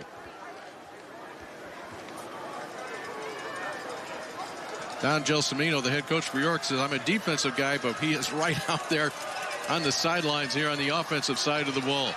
Yeah, these are those critical situations as a head coach that you got to be aware of. Clock management, very important. As man, they're lucky that that ball doesn't get picked off and go the other way. But 3rd down now, you got to be a little bit careful about the play call here. You need a high percentage completion if you're York on 3rd and 10. Doesn't have to even be all the way to the sticks, but what you need here is you need something inbounds completed, or you need to run the football, so at least if you don't get the first down, maybe Loyola has to burn a timeout, because then you got to worry about the Ramblers scoring one more time before halftime. To the sideline, another dangerous pass. Reaching for the first down. I don't think they're going to give him the first down. That was Fenton Helm. Maybe 2 yards short of the first down. He knew where the sticks were. He was right there in front of them. And now Fenton Helm is going to the sideline injured. Yeah. But this is a really good play here. Good throw, good catch, great effort by Helm to try and get all the way there. And he immediately said, get somebody in for me. And no complaint from Coach Gelsomino on that call, so it looks like that was the right one on the sideline there. He's going to take a timeout. He wants to talk about this before 4th down. So York will take the timeout while they're in punt formation. Nobody was deep for Loyola on this punt, so I don't know that they bought the whole idea that it was going to be a kick.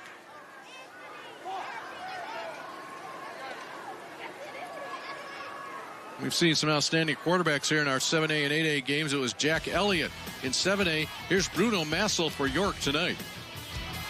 I mean, this play really gave York some life, because they were down 14-7 and they had just lost Connors.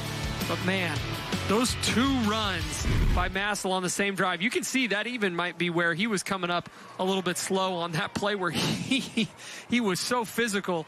He rocked one of the Loyola defenders and carried him 2 yards into the end zone. But as you could see there, as he walked to the sideline, maybe he was walking a little gingerly at that point. So who knows? I mean, York is giving Loyola everything that they can handle so far tonight. But this Loyola team, they're just big, they're physical, they're going to try and pound you. Coach Gelsomino knew that it was going to take their best effort to come away with the win, but you got to give York a lot of credit so far in this first half. They're giving Loyola everything they got. Gelsomino, the defensive coordinator of the last 4 years at York. Nobody back for Loyola. They will punt it away. Brennan Kennedy will get it to the 22-yard line with 57 seconds, make it 56 seconds to play in the half after a 36-yard punt.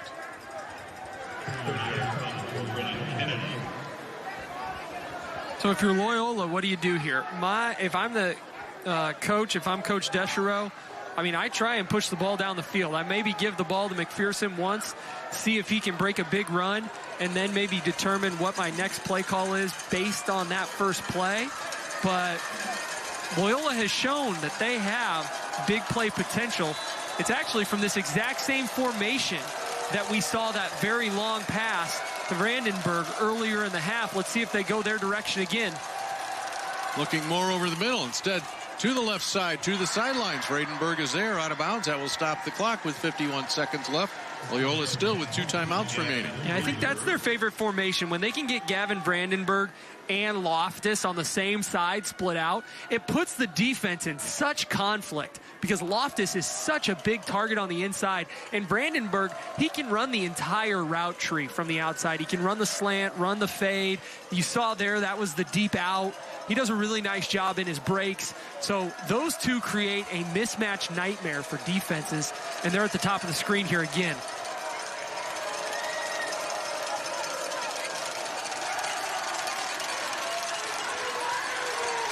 Fitzgerald still behind the line. Now he'll keep it. He'll be dropped.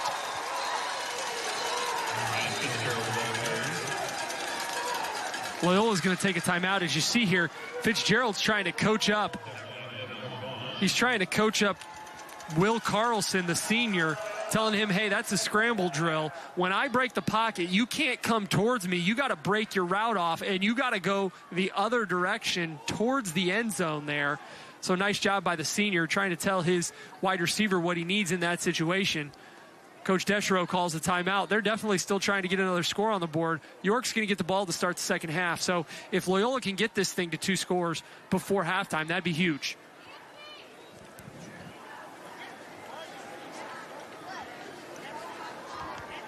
Well, if you draw up a game plan where you would like to have a balanced offense, Loyola has met that. 102 yards rushing, 102 yards passing. We've had 470 yards total offense in this first half to go along with 35 points. Coming up at halftime, after we hear from the coach who is leading at the half, we'll go back to our studios. Marshall Harris, Edgy Tim O'Halloran, and Kenny McReynolds to break down this first half. It's been a very entertaining first half. We'll get stats, highlights, and a little bit extra from those folks. And now the defensive unit for York urging on their crowd by far the biggest student section we have seen here this weekend, braving temperatures in the low 20s. Yeah, waiting 2 extra hours for this game to start. Nobody left for York. They were here ready to rock and roll. They've been loud so far. Let's see if York can come up with a big stop before halftime.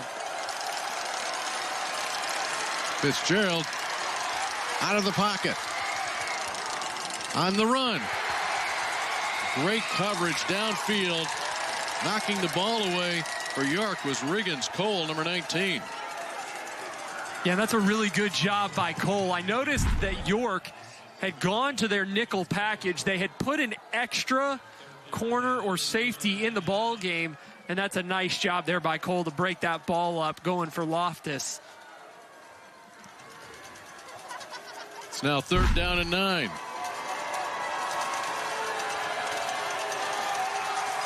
Loyola 0 for 2 in 3rd downs in this first half. Same York defense. They're going to try and bring pressure with just 3. And they get the ball quickly to the outside. McPherson, he's dangerous in open space. Let's see where they say he ran out of bounds. I think he's going to get just enough for the first down. That's what makes an offense so hard to defend. When you have got a tailback that can come out of the backfield, and you can see there it's just an option route for Fitzgerald. He's looking downfield. He's trying to see if those linebackers will drop into coverage or if they'll take McPherson out of the backfield. When they drop and they don't take McPherson, it's an easy kick out to his star tailback.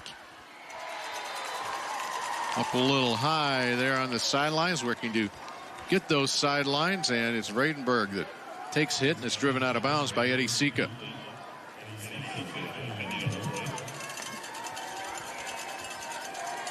Down to 22 seconds and a timeout remaining. What a crucial final 22 seconds this is. This play's taking a little longer to come in off the sideline. They still got 10 seconds before the play clock expires.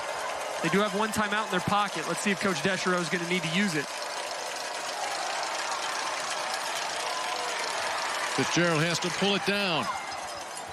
Well, he'll just float it out of bounds. Clock stops with 16 seconds left. He was looking to his 3 receiver side, but it was really, really good coverage by York. It was the same concept that Loyola scored the very first touchdown on. A hitch by the outside receiver and a flag or corner route by that inside guy. And he did have a man open, but it was a little bit of pressure that caused him to get out of the pocket there. And that's why he had to end up throwing the ball away. New York fans making noise again, urging their defense on here on 3rd and 10. McPherson split out in the formation. They're going to bring Luke Foster, the other senior running back, into the game now. Fitzgerald gets to Carlson. He's wrapped up immediately.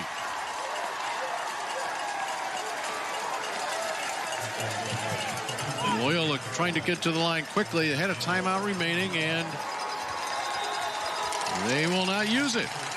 That's how our first half will come to an end. Loyola Academy looking for its 6th state championship, leading 21-14 here at the end of the first half.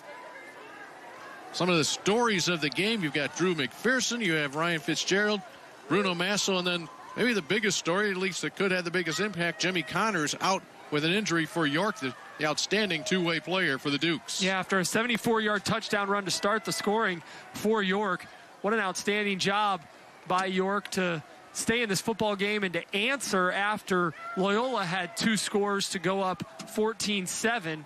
I mean, this has been a tremendous 8A football game going back and forth.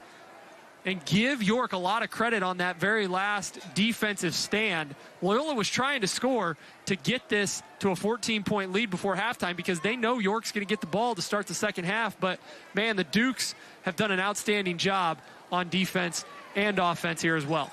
Bo Destro standing by with Nicole Sedevy.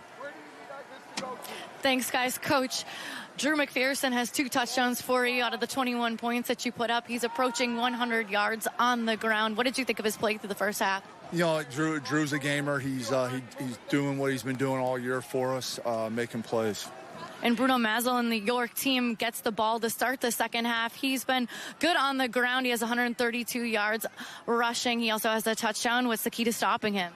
Well, you know, he's been phenomenal all year. We knew he was going to be a challenge coming into this game to stop him.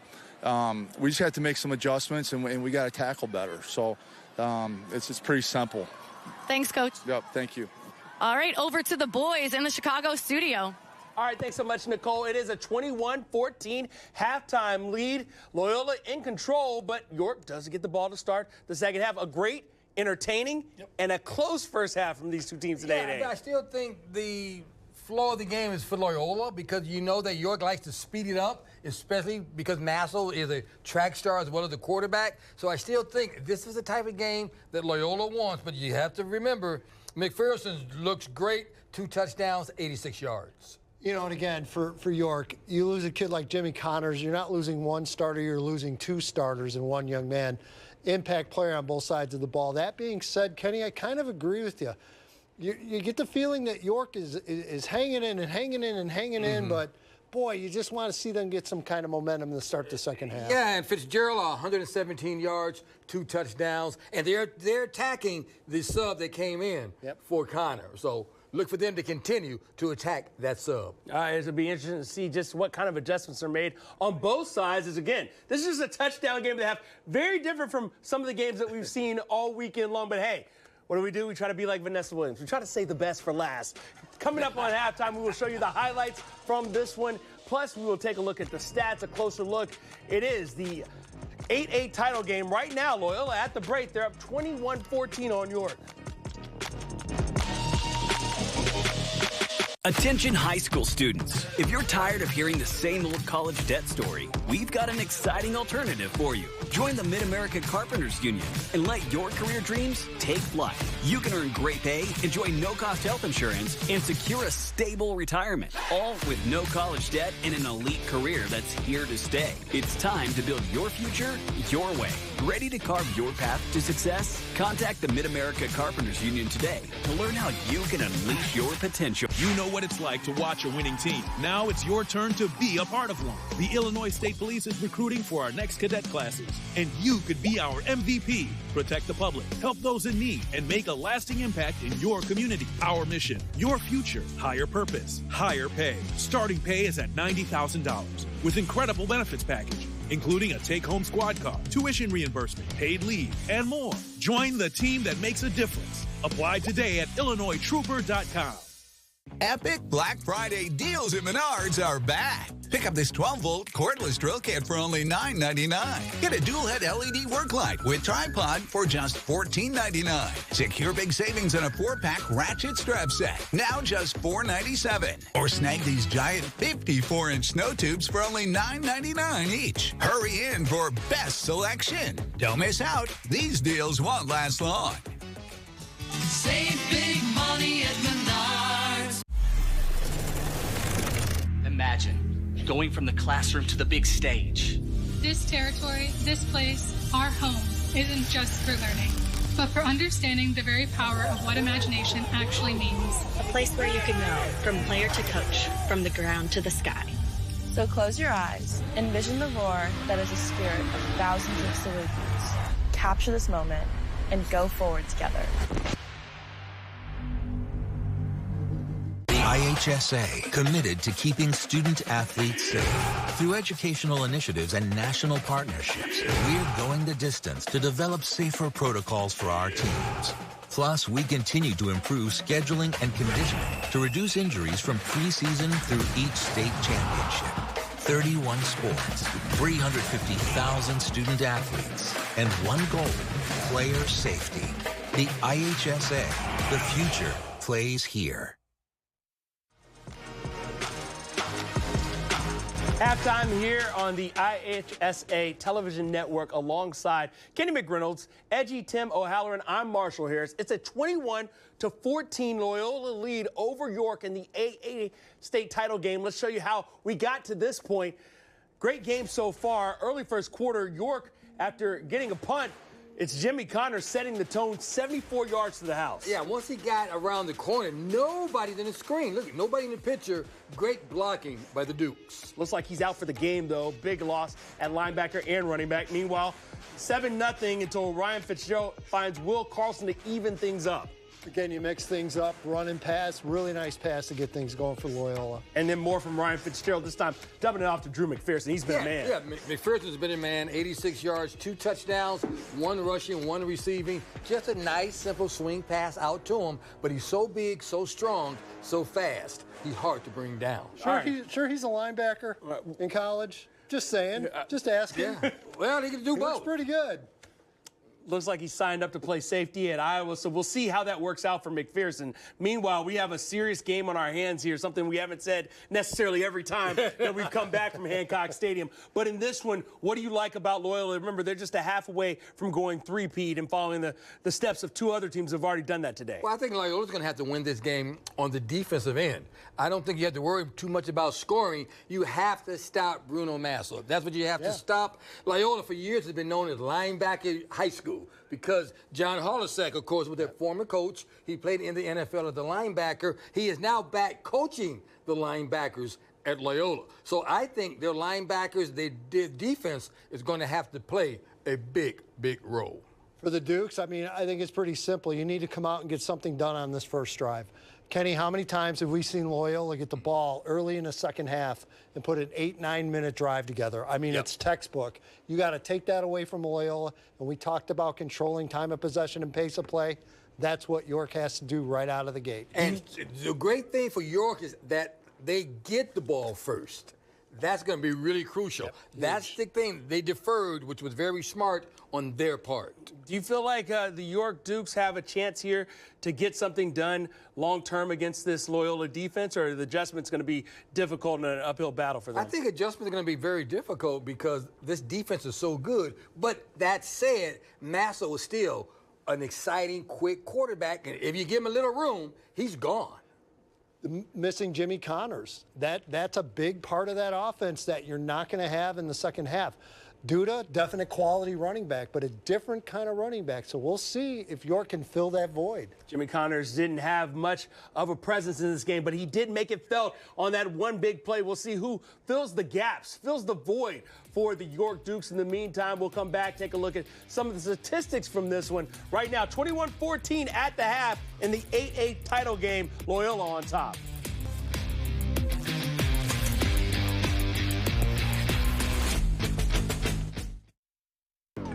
The IHSA Football State Championships are brought to you in part by Ashley, style begins at home. IBEW Local 134, building careers, building the future.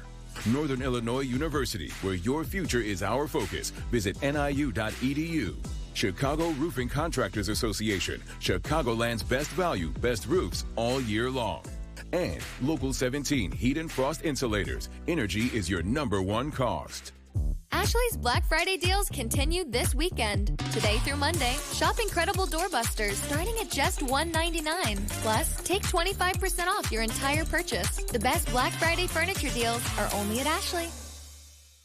On behalf of our 12,000 members, I want to congratulate all the athletes in today's competition.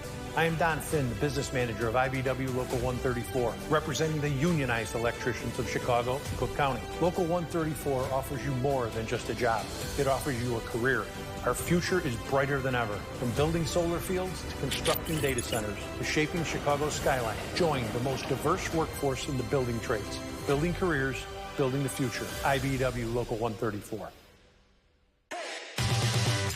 Tired of the same old routine? Ready for a career that's always changing? In the roofing trades, every day is a new adventure. Learn a skilled trade, earn competitive wages, enjoy great benefits and solid opportunities for career advancement. With starting wages and benefits above $50 per hour, you can earn while you learn. So, are you ready to climb to new heights? Learn and join the roofing trades today. Ashley's Black Friday deals continue this weekend. Now through Monday, shop incredible doorbusters starting at just $1.99. Plus, get the best prices on Ashley products guaranteed. The best Black Friday furniture deals are only at Ashley. What a day we've had at day 2 of the state championships here in 2024. It started with 5A, the tightest game of the day so far. Nazareth Academy holding on to a 29-27 win over Joliet Catholic. Yeah, what a game that was. Two great Catholic schools in Chicago. You knew it would be a good one. That was a great one. When you look at East St. Louis and Geneva, East St. Louis removed 1 year from winning the state title, but right back in the driver's seat this year. And you look at that lineup and that starting lineup and that bench, they're going to be back for a while. I mean, it is a ton of young talent on the Flyers. Nazareth Academy not the only team to go three-peat on this day. As we saw Mount Carmel say, what's a 19 seed? Yeah. Doesn't mean much, that number in the front. Yeah, number 19 doesn't mean a thing when you talk about Mount Carmel. Their 16th state championship, the most in the history of the state of Illinois. State titles in 4 of the past 5 seasons. We got another three-peat in front of us. Possible, but York trying to play spoiler to that. Meanwhile, you look at the games that we've seen today, it seems like legacy has been the story of the day, the theme of the day, when you look at all 3 winners so far. Yeah, and a lot of great quarterbacking as well. Oh, it's been that way all year long. Great quarterbacks all over the state. Tell you what, it's going to be the same way next year, too. Great young quarterbacks coming back in 2025. All right, so we've seen some good quarterbacks sign off for the final time as an Illinois high school athlete. We'll see what these two teams have to offer as we come back with more on the second half of this game. Getting ready for it, Drew McPherson, will he add to his touchdown total? 1 on the ground and 1 receiving so far today. Want a great career? Join the Carpenters Union and be part of the next generation building our communities. With the Carpenters Union Career Connections program, high school students get a head start on the industry's leading curriculum. Learn the latest in construction technology and the many skilled crafts the Carpenters Union represents. Plus, earn as you learn. Receive a nice paycheck, health insurance benefits, and best of all, no college debt. Ask your school district to participate in the Career Connections program and get started on your future. You know what it's like to watch a winning team. Now it's your turn to be a part of one. The Illinois State Police is recruiting for our next cadet classes, and you could be our MVP. Protect the public, help those in need, and make a lasting impact in your community. Our mission, your future, higher purpose, higher pay. Starting pay is at $90,000 with incredible benefits package, including a take-home squad car, tuition reimbursement, paid leave, and more. Join the team that makes a difference. Apply today at IllinoisTrooper.com. Imagine going from the classroom to the big stage. This territory, this place, our home, isn't just for learning, but for understanding the very power of what imagination actually means. A place where you can go from player to coach, from the ground to the sky. So close your eyes, envision the roar that is a spirit of thousands of Salukis. Capture this moment and go forward together. We're back with the Menards halftime stats. Save big money on all your home improvement needs. Some improvement needed on the York-Duke side of the score ledger, at least. They're down by 7. Yeah, but look at the yards rushing, and that's because of Bruno Massel. 216 for York. Not a lot of teams have put up 216 yards rushing against that team, I tell you what. So that is definitely working. Just got to continue to find a way to get those holes and keep moving the chains. All right, we'll see if the Dukes can use their first possession out of halftime to tie this thing up. They will not have the services of Jimmy Connors, but hey, he made his impression felt with that 74-yard touchdown run to start things off.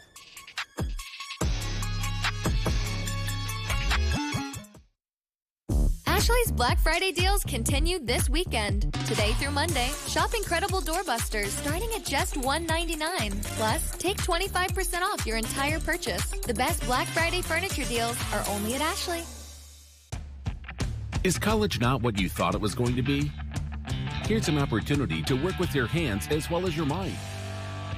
Learn how to insulate mechanical systems in the industrial and commercial industries. With the Heat and Frost Insulators Local 17, you get to earn while you learn through our apprenticeship program. After 5 years, you'll finish with no debt, money in the bank, and you'll be on your way towards a pension. Scan the QR code and apply today, or visit our website to learn more. How can we let people know it's free to hire us and we're easy to work with? I've got it.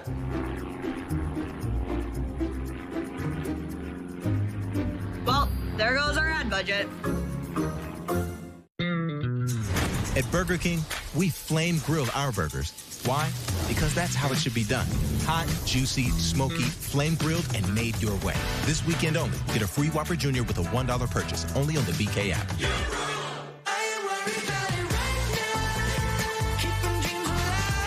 Drive into 2025 with confidence in a vehicle designed to turn heads.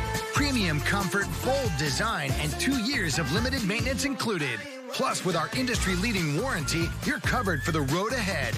During Mitsubishi's year-end sales event, drive home a 2024 SUV with 0.99% APR. Visit your local Chicago area Mitsubishi retailers today. Ashley's Black Friday deals continue this weekend. Now through Monday, shop incredible doorbusters starting at just $1.99. Plus, get the best prices on Ashley products guaranteed. The best Black Friday furniture deals are only at Ashley.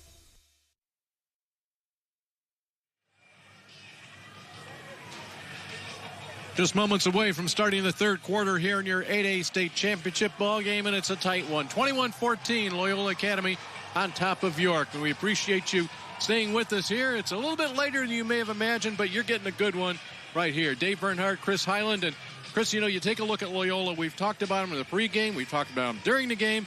What a factor that Drew McPherson has been in so many different ways. Well, he really does just about everything for this Loyola Academy offense, right? He can run the ball out of the backfield. He can catch the ball, and he's done a really nice job today getting to the edge of that York defense, showing off his speed, and letting those big tight ends and those big wide receivers block downfield for him. Give this team a lot of credit because they're leaning on their best player, Drew McPherson, to carry them to a state title, and he's done just that in the first half. So McPherson has done everything he can do. We've talked about Bruno Massel, the quarterback. We've talked about Jimmy Connors and his injury. Let's get some insight from the head coach of York. That's Don Gelsomino. He's standing by with Nicole Sedevy. Coach, your quarterback, Bruno Mazel, was a stud on the ground to start the first half. 132 yards on the ground, a touchdown. What can you say about his play? Yeah, he's playing unbelievable. He's playing really tough out there, and, he's fast, so we get him the ball. We're trying to get him in some space, and he's been taking advantage of it. And I'm sure it hurt that you didn't have Jimmy Connors for a lot of that first half, but Bruno stepped up. You guys get the ball to start the second half. What are you looking for out of your offense? Hey, we're looking to drive the ball, try to get some points. I mean, we've been down at half, or we've been down in 3 of the 4 playoff games we've had.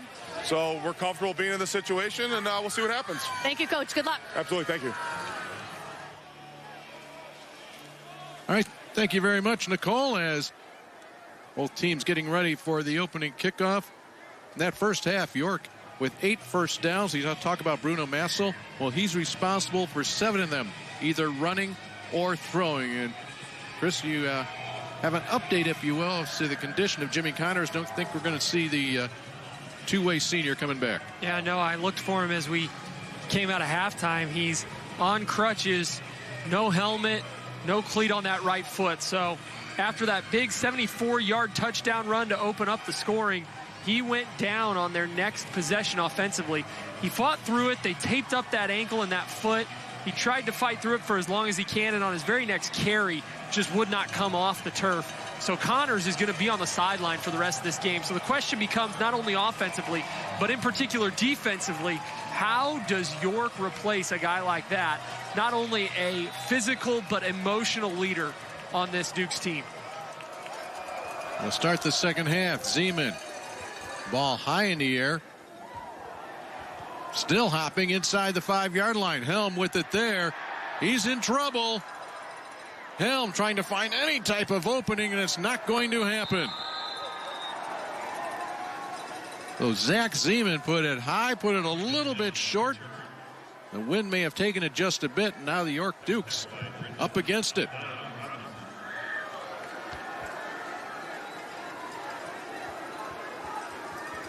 In the first half, Bruno Massel, 5 of 8 in the air. On the ground, 132 yards and a touchdown.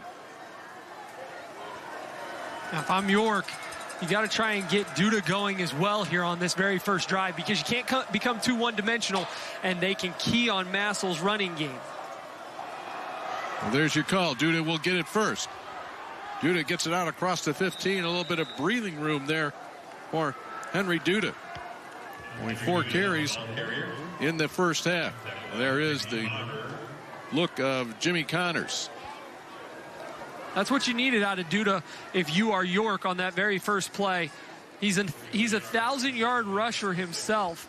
So York has 3 guys who are pretty close to, if not over, 1,000 yards in their backfield.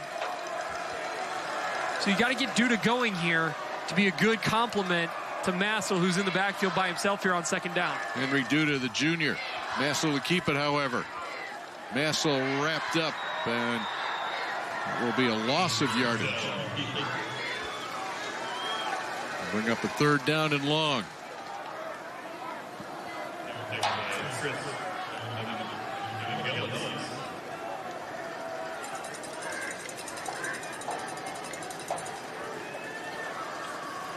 York's been pretty good on 4th down, 3rd down today. They're 4 of 7 right now. They've been able to keep the ball in Massel's hand on a few of those plays, but on 3rd and 6, I wouldn't be surprised if he puts the ball in the air right now. He does, gets rid of it in a hurry. And that was nearly intercepted. He did have a receiver a little bit deeper downfield. In fact, he had Helm deep and open. But that was a quick hitter, and it's a quick 3 and out. Yeah, I wonder if that wasn't a miscommunication between the two. It looks like Massel saw a hole in that zone defense for Loyola and wanted to get the ball out of his hands really quickly. But Helm continued his route, some sort of seam vertical there. Probably a miscommunication that forced the punt. Donovan Robinson is deep, but he's just near midfield. Return this punt if he gets a chance at it. Off the side of the foot. And Loyola Academy is going to have this ball in York territory for their first possession of this second half.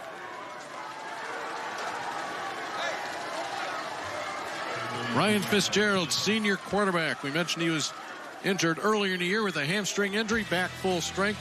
He had himself a solid first half as a leader of this Loyola Academy offense. Yeah, he's 8 for 14 with 117 yards, 2 touchdowns, and an unbelievable throw right there to start the scoring for Loyola. Another one that he drops into the bucket to Vandenberg, and then it's the swing pass to McPherson.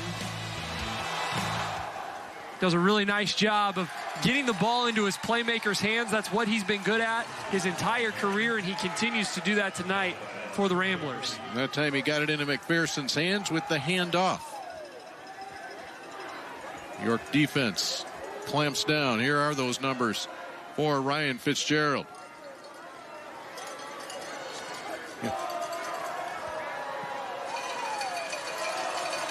No gain on first down.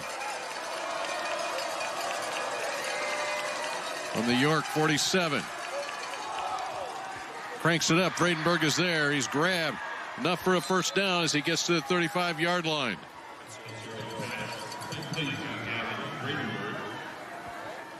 Bradenberg with another nice catch. That's his 4th on the day. He's going to be over 65 yards receiving. He's also got that huge play that got Loyola into scoring position for their second score of the game. He's been their favorite target so far tonight. They haven't gotten either of the big tight ends really involved. It's been McPherson, Vandenberg, and Fitzgerald who have been doing most of the damage for Loyola. Straight up the middle of McPherson. He'll bounce it to the outside. McPherson looking to get to the edge. Stays on his feet. Driven down, but that's a hard-earned run. Very deceptive when McPherson gets to the corner. Yeah, I talked about it in the first half. When he turns the corner, he is really, really talented. And what he's been really good at is that change in direction. He almost runs out of his own shoes there. But that jump cut that he's had, he showed that off in the first half as well. When the hole's not there, he has a really good sense for how to feel the edge of the defense and get around the edge. That time, good enough for a first down. Loyola 3 of 3 in her previous trips to the red zone. And this will take him maybe just a bit outside of that spot. To carry that time, Luke Foster. So he will give McPherson a little bit of a breather. And that's really good closing speed there on the edge by York. The outside linebacker comes in to make the play from the backside. Nice job there. As they force Loyola into 2nd and long, they can get into that nickel package again, which it looks like they're going to bring that extra defensive back onto the field is York. McPherson looking to get a block on the outside. He hits at the 10. He's down inside the 5. And when you bring in that extra defensive back, that's where you're vulnerable, especially against Loyola. When they stay in 12 personnel, which is 1 back and 2 tight ends, they're going to continue to try and just manhandle you up front. And if you're York and you select the defensive back over the linebacker in that package, well, then you're a little bit softer in the box to be able to stop the run. And that's when McPherson gets to the outside and makes you pay. 14 yards on that carry by McPherson. He's up over 100 yards here tonight. Play clock winding down to 3, to 2, to 1. They get the snap off directly to McPherson. Didn't like the middle. Now it's a race to the corner. Stops, plants, cuts, drives forward to the 1-yard line. So tough when he gets outside. Man, that play almost didn't happen, Dave. You were mentioning it. The play clock running down almost at double zeros when they get that play off. And that just goes to show what an athlete McPherson is. He's able to make a play out of what looks like nothing. He gets 3 or 4 yards and is able to give them 2nd and goal from the 1. And he's going to stay in that wildcat position. Ball is at the 1. And there's a jump on the offensive line. This will back it up 5.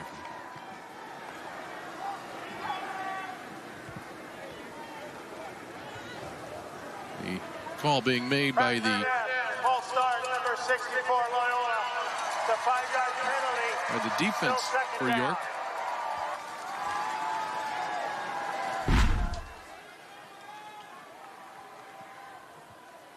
You know, there you have McPherson and the Wildcat once again. And that the whole cadence thing, you know, people, you know, have to they get used to Fitzgerald. Of course, McPherson's been there at other times, but not necessarily at the 1-yard line in the state championship ball games. So now the traditional package comes back in for the Ramblers. Yeah, if you're an offensive lineman in that situation, you got all your weight on your hand. You're trying to go forward and get 1 yard, and sometimes you just get a little too antsy. Fitzgerald's back in. He's going to go to the air. He's going to go to the far corner of the end zone. And Vredenberg will pull it in for a score. Another great catch by Gavin Vredenberg. 6-yard touchdown pass from Fitzgerald. That is his third of the night. And it's almost the exact same concept in the exact same corner of the end zone where they scored their first touchdown. Take a look at the way that Fitzgerald fits this ball in, and what a play by Vredenberg to go up and get it at its highest point. The coverage is outstanding by York, and his teammates know that's a Sports Center top 10 kind of play that Vredenberg just made in the corner of the end zone. With the extra point, Loyola has doubled up York.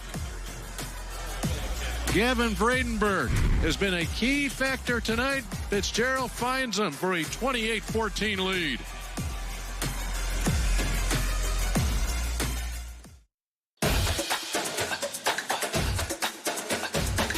Tomorrow, I'll be making a difference in the classroom. Tonight, I'll be making memories with the dance team. I'm expressing myself with my poetry and with my hands. I'm providing for my patients and for my community. At NIU, you'll go places as unique as you, with the resources and support to get you there. Join us and start writing your story today. On behalf of our 12,000 members, I want to congratulate all the athletes in today's competition. I am Don Finn, the business manager of IBEW Local 134, representing the unionized electricians of Chicago and Cook County. Local 134 offers you more than just a job. It offers you a career. Our future is brighter than ever. From building solar fields to constructing data centers to shaping Chicago's skyline. Join the most diverse workforce in the building trades. Building careers, building the future. IBEW Local 134.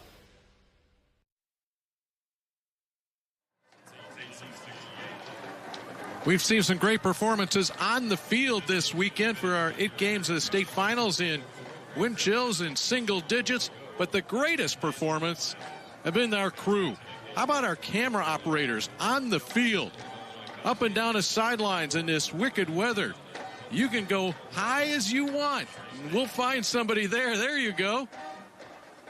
I don't care how warmly you're dressed, but we certainly appreciate that. All of our camera operators, our engineers, our audio engineers has been absolutely spectacular. And I do have to give a quick shout out to Dina Law. She's the sister of one of our camera operators, Bill Law. Dina, a teacher at York High School, recovering from surgery, unable to get down here tonight. So she's watching us here this evening, and right now she's pulling for a comeback. But Chris, how about the efforts? I don't think people can understand how tough it is, how cold it is, and how these guys can still get the shots and the sounds that we have gotten all weekend. Yeah, well, if you're watching us, you're sitting at home on your couch. It's 72 degrees, even up here in the booth.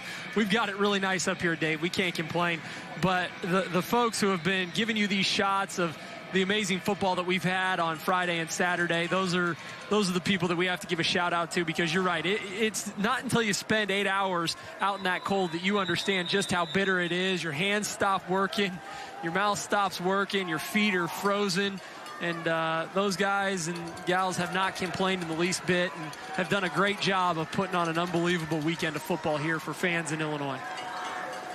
You know, and you see them, you know, when we can get a little time with them during maybe between games for 10 minutes.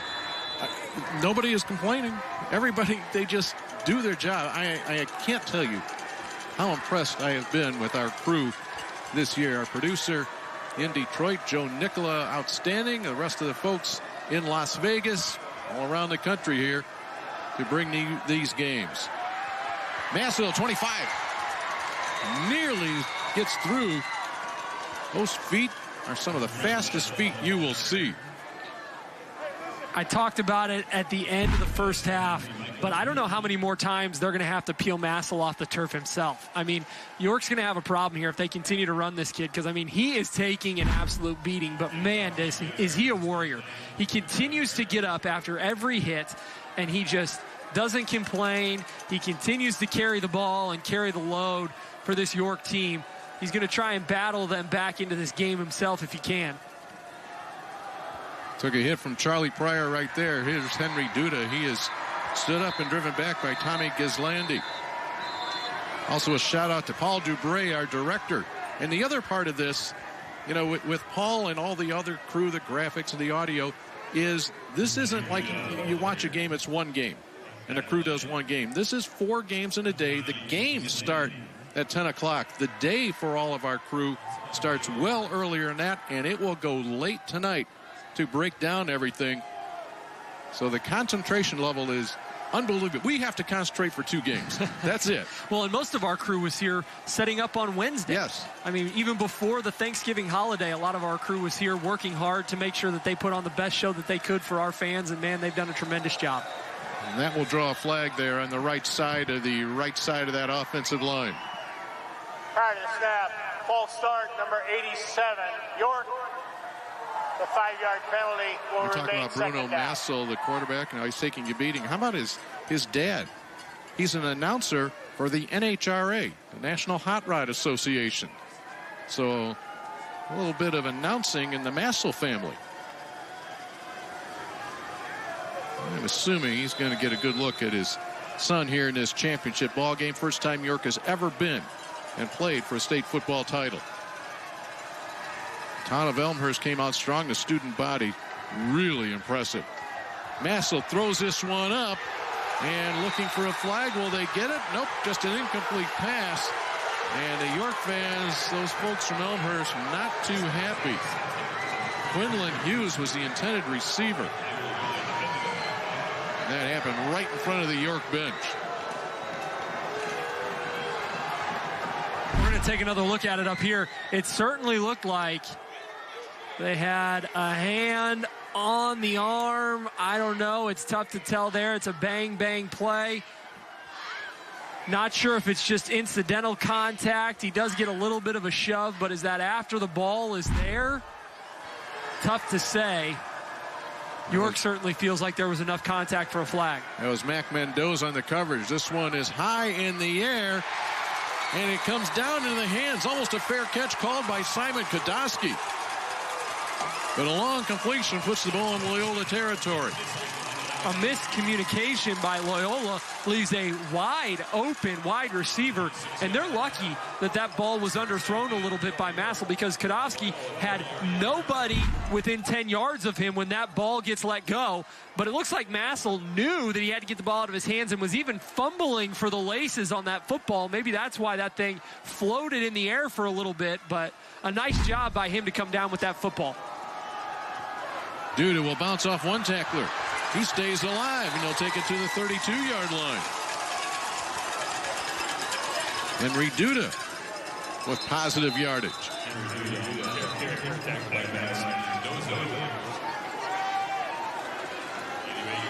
And we have an injured player on the field for Loyola Academy.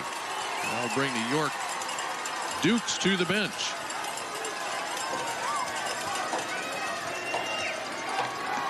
Still some life on this York sideline as they have done a good job to sustain this drive, exactly what they needed after Loyola went up 2 scores. But I worry about how many more times they can hand the ball to Massel, or excuse me, how many more times Massel can keep the football. You've seen him now throw it 3 or 4 times on this drive. I think that's because Coach knows that he can't just continue to pound Massel inside against this big Loyola front 7. So you have to be careful about how many more times you can call on one's number. So the more they can get Duda involved in the run game here in the third quarter, the better York will be. Number 33 walking off under his own power for Loyola, Charlie Pryor. He'll have to sit out this play, the free safety, the senior. Second down and short. Massel's able to run away for some trouble. Over the middle, a little bit behind his receiver, Jack Birnbaum. Charlie Daly was coming hard after Massel. And he does a nice job to avoid that pressure. But if the quarterback just stops and sets his feet before he throws that football, he can probably throw it right on the numbers of Birnbaum. But instead he tries to throw it on the run, which he didn't necessarily need to do. Maybe he didn't understand that he didn't have pressure from behind there. But if he just sets his feet and takes his time, he can throw a strike and probably convert that ball.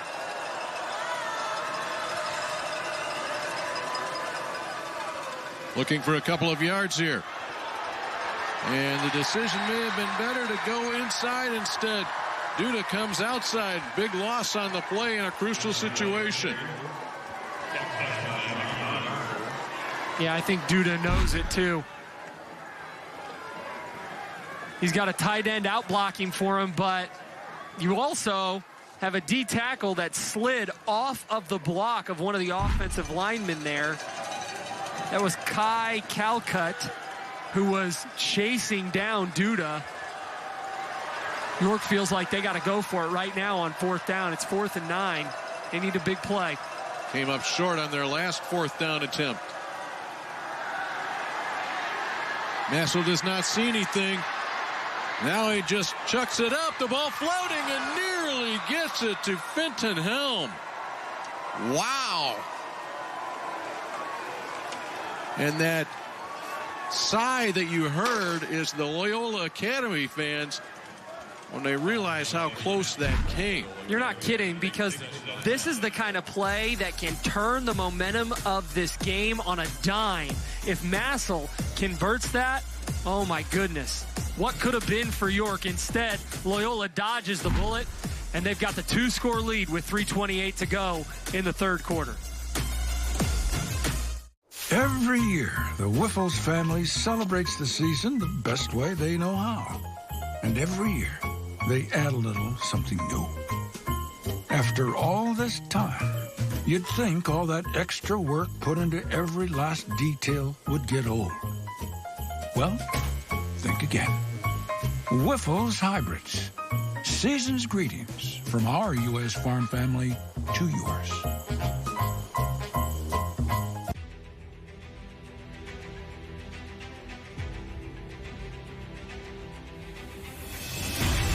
We're going to need more fuel. A renewable way to get that fuel, instead of relying on foreign countries for petroleum, we can just grow our own fuel. Our fields are literally full of energy.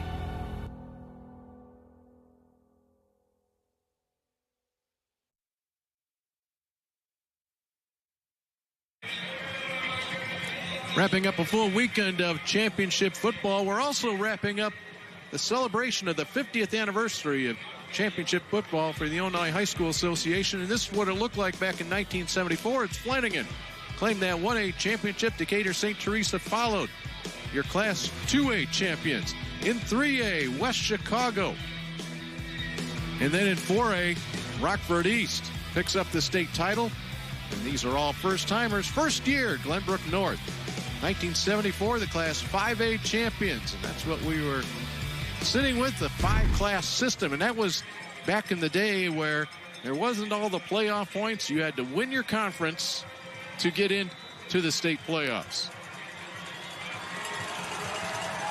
They had the announcement all fall long of the top 50 high school football programs.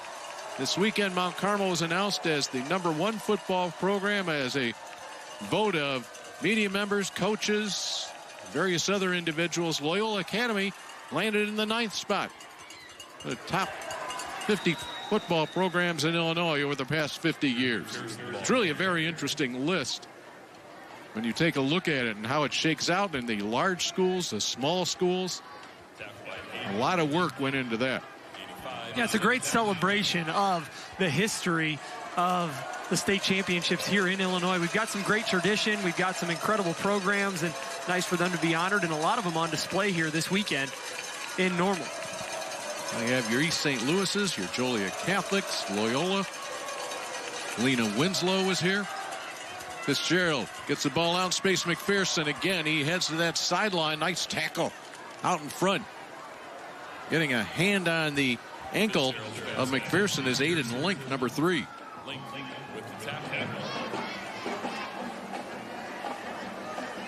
And that's a really good job by Link to close on McPherson, who's been all over the field tonight for Loyola. He was our player to watch. He's got 125 yards now on the ground. He's also got 39 through the air and a score there as well. And so he has been Mr. Everything for Loyola tonight, the same way he has been all year. York defense tested right here. Crucial 3rd down. They like either quick screen to the bottom or one-on-one to the top. Instead, Fitzgerald will take it.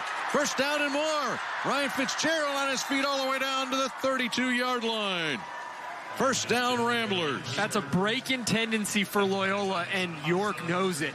Their coaches were screaming either it's going to be quick screen down at the bottom of your screen because they had, and that's the way that Fitzgerald was looking. If you saw it there, they had their 2 big tight ends split out with their best wide receiver.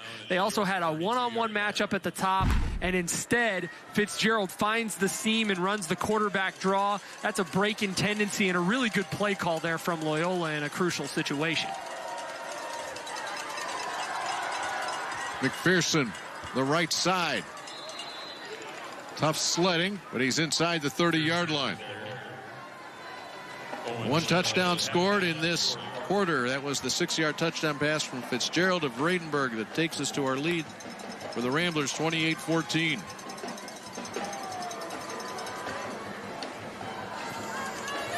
Coming up on a minute to play in the 3rd quarter. Loyola's tempo has been methodical, I would call it, all night, but it seems like they have really slowed things down a little bit. They're trying to take possessions away from York, I think, now with 2 scores heading into the into the 4th quarter. I think they want to shorten this game as much as they can. Fitzgerald play action. Oh, the ball clanks off the hands. This 20-degree weather, Will Carlson feels as if he should have caught that one. Yeah, it's just a matter of trying to turn upfield too fast before you have the football. And he knows it. You can see right there, he kind of gives acknowledgement to his quarterback, says, hey, I think that one's on me. Right? He turned his head before he had the ball in his hands, trying to get the 1st down. But that could prove to be a crucial play for Loyola, because now it brings up 3rd and long. A long look to that sideline. The play clock is under 10 seconds. We're down to 7 and 6. 5, 4, 3, 2, 1. They just get the snap off. Fitzgerald lofts it, looking for Carlson in the end zone. Touchdown. What a grab by Will Carlson. Couldn't handle the previous one. He hauls this one in for a 29-yard score, but a penalty flag is down. And everybody is walking back. The 5-yard penalty will replay 3rd down. To wipe out the touchdown. They're going to say it's an ineligible man downfield on Loyola. I couldn't see who it was on the offensive line. Maybe they covered up an eligible wide receiver, and that might be the miscommunication there. But what a play.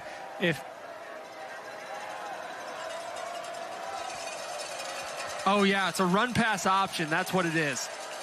So 78, it looks like, is downfield blocking a linebacker because it may have been an RPO where Fitzgerald had the choice to either hand it off or throw it. Dumps it off short. And that penalty will bring up a 4th down. So rather than a touchdown, all of a sudden the Ramblers sitting at 4th and 12. Yeah, this could be huge. Loyola looks like they're going to go for it here. But a stop by York would certainly give them a ton of momentum heading into the 4th quarter.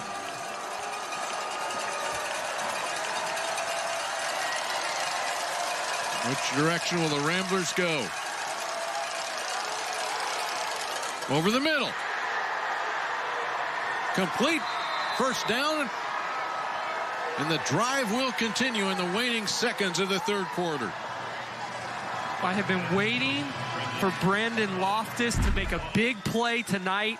And this was the biggest one in the biggest moment that he could have made. His team needed the 4th down conversion. They got it. He goes to the big tight end in the middle. And Loyola is going to hold on to a 2-score lead heading into the 4th. Loftus, 6'7" senior, headed to Miami, Ohio, also the basketball player, but he's got a quarter left as he's looking for a state championship.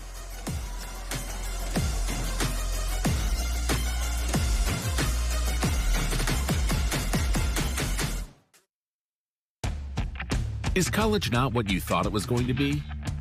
Here's an opportunity to work with your hands as well as your mind. Learn how to insulate mechanical systems in the industrial and commercial industries. With the Heat and Frost Insulators Local 17, you get to earn while you learn through our apprenticeship program. After 5 years, you'll finish with no debt, money in the bank, and you'll be on your way towards a pension. Scan the QR code and apply today, or visit our website to learn more. Tired of the same old routine? Ready for a career that's always changing? In the roofing trades, every day is a new adventure. Learn a skilled trade, earn competitive wages, enjoy great benefits and solid opportunities for career advancement. With starting wages and benefits above $50 per hour, you can earn while you learn. So, are you ready to climb to new heights? Learn and join the roofing trades today.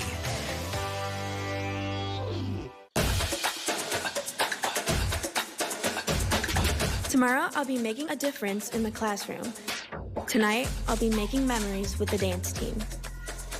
I'm expressing myself with my poetry and with my hands. I'm providing for my patients and for my community. At NIU, you'll go places as unique as you, with the resources and support to get you there.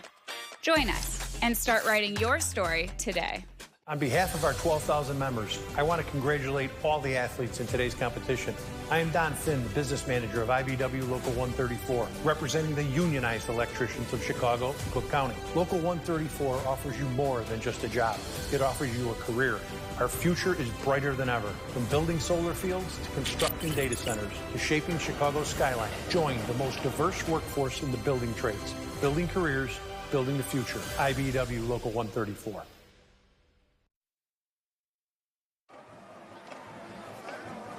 Welcome back to the Class 8A state title game.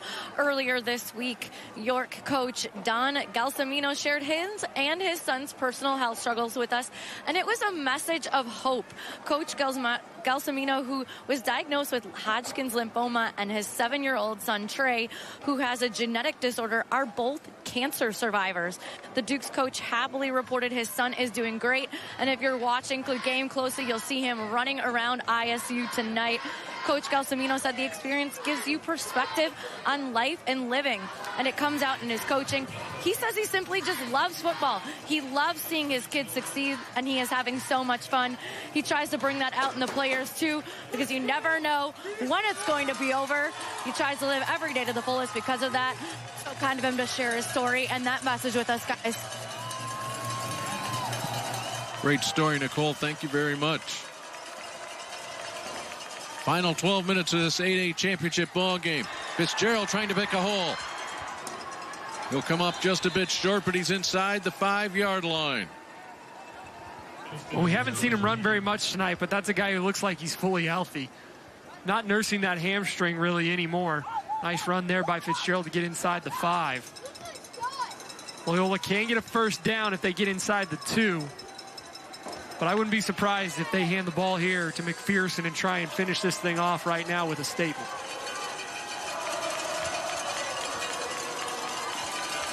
Fitzgerald to keep it. Waits behind that big offensive line. He'll get to about the 3.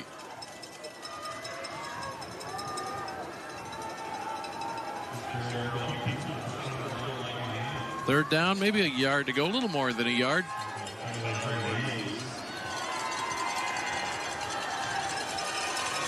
Early moments of the fourth quarter.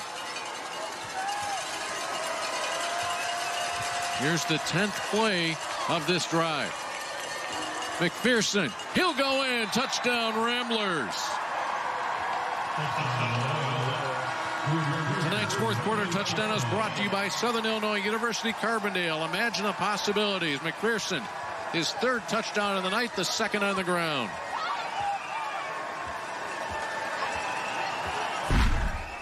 You see the two best friends embrace right there, both going to Iowa, and McPherson with a great job following that big offensive line. We haven't talked enough about that offensive front for Loyola tonight, but they are the ones who really are the catalysts for the success in the running game for Loyola.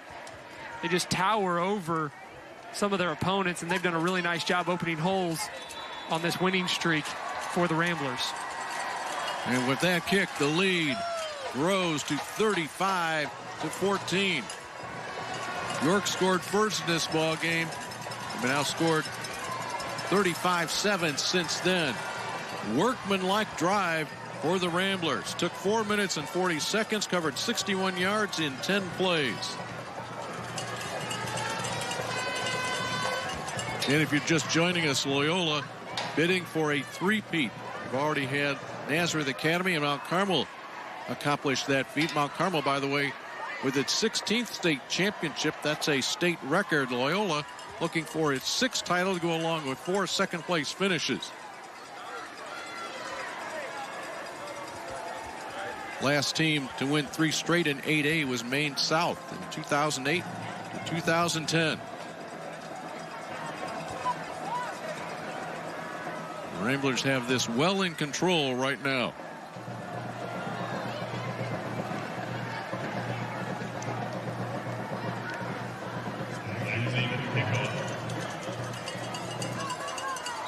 Zach Zeman started kicking when he was a freshman, and he has put several balls into the end zone tonight. It's tough to do in a cold night like this one.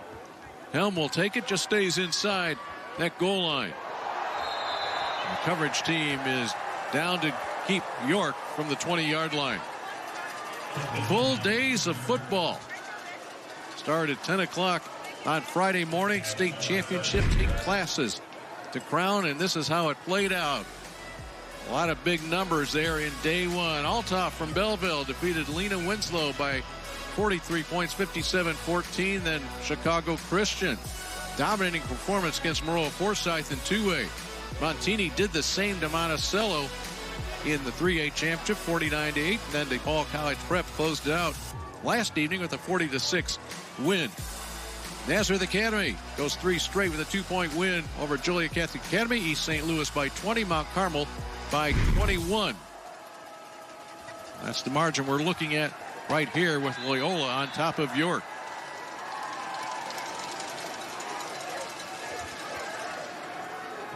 Massel with another inside run there, and they run again to the unblocked defender.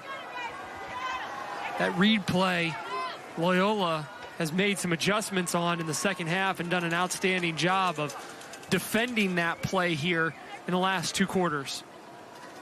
Massel, a member of the track team, state qualifier.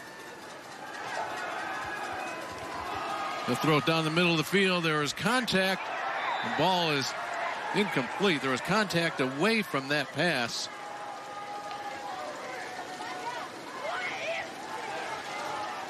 York trying to get it to number 5, Hayden Alexander. On the coverage is 23, Michael Dooley.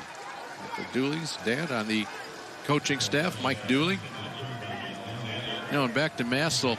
So he's got that spring track season. It may take him that long to work out all the bruises from tonight's ball game. What a warrior he has been out there. Yeah, but you talked about his dad being an NHRA announcer. It's only fitting that his son would run a 4.440 when your dad's a drag racing announcer, right? I mean, that's a perfect fit. So I think he'll be just fine by the time track season comes around. All right, then. Massel didn't get the play in time, so a timeout called by York, and we'll step aside as well. 10 minutes to play in your 8A championship ball game. Loyola has this one in hand. All right, let's go. I'll shop for the kids, and you get something for the dog. Sounds good. Let's do this.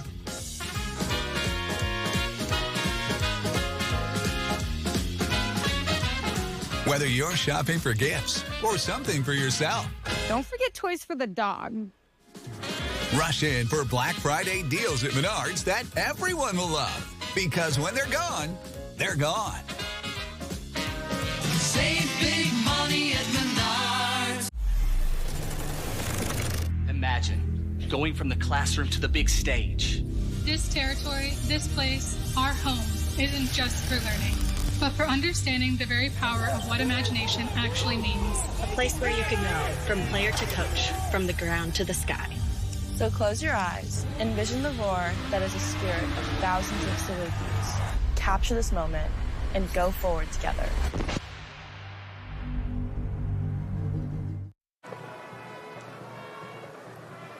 Bo Deschereaux is in his second season as the head coach at Loyola Academy. Won a state championship last year. He took over for a very famous head coach. That's John Holisek. John Holisek with a state championship in 2022. That came over Lincoln Way East. That started this run that is now 2, almost 3. He takes that traditional Gatorade bath. And the interesting part about Holisek is head coach there tonight, assistant coach. Yeah, when we talked to Coach Bo Deschereaux earlier this week, he mentioned that Coach Holisek was now on staff helping with the linebackers, said that he's the one that reached out to Holisek and kept asking. He says he thinks he finally said yes just to get Deschereaux off his back. But that's a pretty good assistant coach to have with an unbelievable pedigree, and you can tell that this defense has taken another step up with Holisek back on staff, helping Deschereaux now as the head coach. Massel deep down looking for Helm. He cuts to the inside, and with that little cut is able to draw the penalty flag. Michael Dooley will be flagged for that interference call. Been a few questionable calls, whether or not there was contact at the top of routes tonight. This one, no question. Interference, number 23, Loyola. That's a 15-yard penalty, and that'll result in the first down. Fourth penalty for 30 yards. See Dooley, he's been hobbling a little bit as well. Here's a look back at that call. Yeah, the ball is thrown a little bit inside, and when the receiver tries to cross face, that's when Dooley gets crossed up with him. As you see, he's going to go to the sideline. Still appears to be a little banged up. The trainers will take a look at him. But fortunate for York that they can keep this drive alive. Fresh set of downs.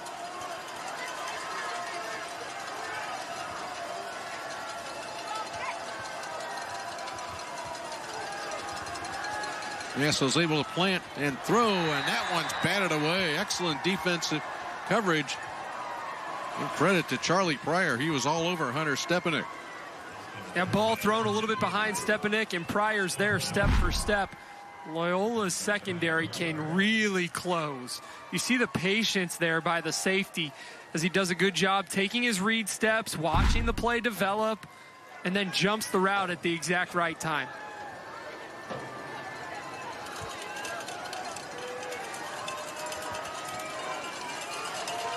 York needs Massel to break one more big run to get them right back in this football game.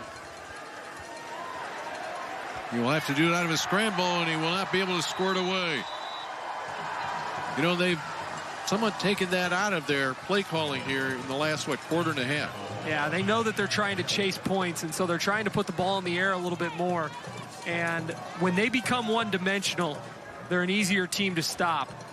And so I would have liked to have seen them try and get Massel going a little bit more here in the third quarter, but just wasn't in the game plan when you're down 21 to a good Loyola team. You got to try and get scores quickly, and you try and do that through the air.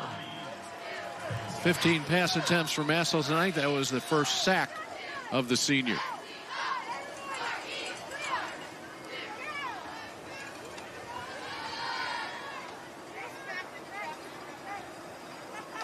Please reset the game clock to 9:15. 9:15. Okay, so they're resetting the game clock to 9:15 rather than the 9:09 that's up there right now.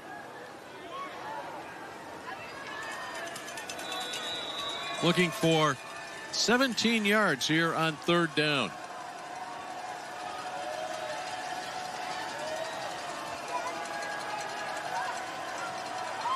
Massel in trouble again. And it will be punting time for the Dukes. Max Mendoza on the pressure there for Loyola. What they've done a really nice job of, and the adjustment they made at halftime, it looks like, is they've got that Mike linebacker now spying Massel, right? Because he's so dynamic when he's got the ball in his hands and getting outside of the pocket. It looks like any time now he tries to break contain of those defensive ends, it's been a linebacker that has been spying him, that's closing and forcing him into those throws, maybe a little bit earlier than he would like. And then he's not able to convert those third and longs with his feet. So a really good job there by Loyola of spying the talented quarterback. Nobody deep for the Ramblers. Ball comes back a little bit. They'll have it near midfield. 8:51 to play in this game. New units coming onto the field. Offense for Loyola, defense for York.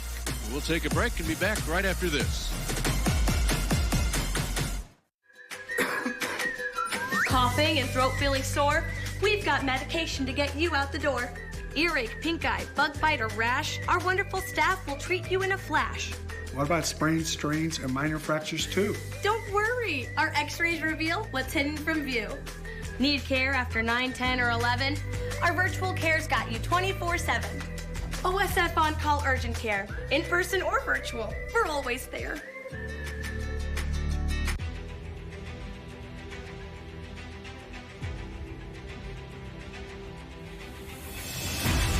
We're going to need more fuel.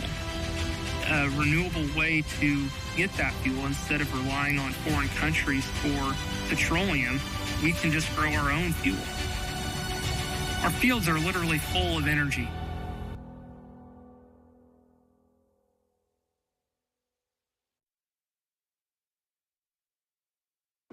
The IHSA Football State Championships are brought to you in part by Country Financial. Worry less and feel more confident with insurance designed to meet your specific needs. Visit countryfinancial.com to experience more today.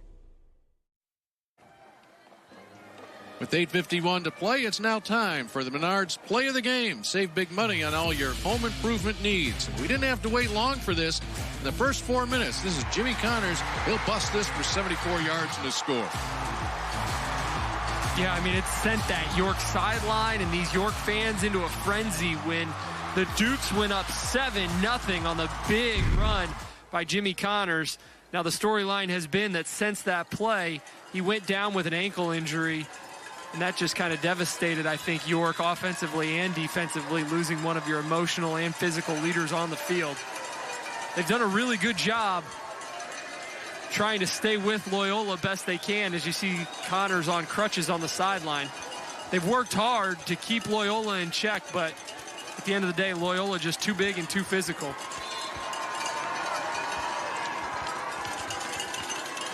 With 8:42 remaining, we would expect to see Loyola Academy keep the ball on the ground. Luke Foster gets the carry that time. Evan Gahn with the tackle. Came into this game 116 tackles. Last year, his season ended with a broken collarbone before week 4. Now, Gahn, a lacrosse player.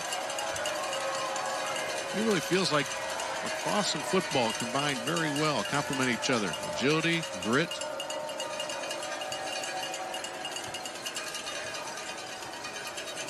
Fitzgerald patient with the play clock. It got down to about 4. Foster will get the carry again. Get up to midfield.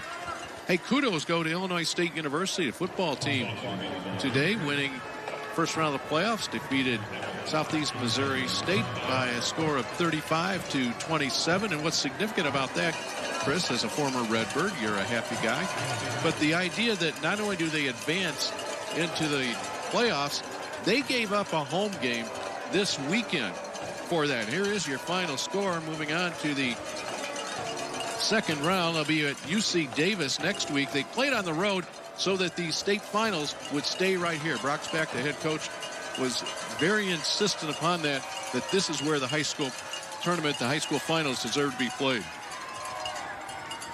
Pass to the outside, misses wide left. Yeah, the Redbirds gained a little bit of national attention for going on the road and playing that FCS football game at SEMO being the higher seed. And it was great for the program. You're right. It is, if you follow the Redbirds or you follow high school football in Illinois, you might have heard Coach Spack, who I played for, talk a little bit about you can't buy the kind of advertisement for your program or for the town that you get when you get 8 high school state finals on your home turf. And so I think that the coaching staff for the Redbirds happy to trade one road first-round playoff game for the opportunity to have these young men play their state final here at Hancock Stadium. And, you know, there's been a lot of talk about the state finals moving to normal from that Champaign and DeKalb rotation. And I think a lot of people share the same sentiment as Coach Spack. There's no better place to have the state finals than right here in the heart of the state in Central Illinois, Hancock Stadium. It's a great venue, not too big. The crowds have been outstanding. The campus has been tremendous and welcoming to folks. And so hopefully everybody has gotten a great experience here in Normal for all 8 of these games. There is the very first program 50 years ago. The IHSA football championships played right here in Normal. You know, we were talking earlier, Chris, with the ISU playing at SEMO, that that team may be back in time. I'm guessing not only is the team back, they're probably in bed right now, given how we've run a little bit over schedule here. It's a little bit 2 hours behind. Yeah, we thought time. some of those players might show up here for the 8A game, but you're right. I mean, they might be in bed. At least I think Coach Spack hopes that they're in bed. Sure. I was in college at one point, too, and it is Saturday night. But let's just say I think that the coaching staff hopes that the Redbirds are in bed by now. Flag thrown by the back judge, about a 20-yard toss. And that's Helm that's down for the Dukes. Fenton Helm, 6'2", 190-pound senior.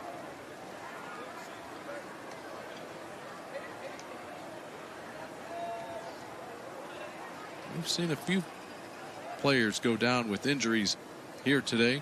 Both teams banged up. You know, this has been a well-played ball game. We've seen some other games this weekend where there's numerous penalties, no real rhythm to it, but a well-played game. I say that as we have a penalty flag on the field, but half the distance to the goal. Repeat, second down. a couple of excellent teams. That's why they're here, right? York and Loyola Academy. Helm will make his way off the field. Thumbs up.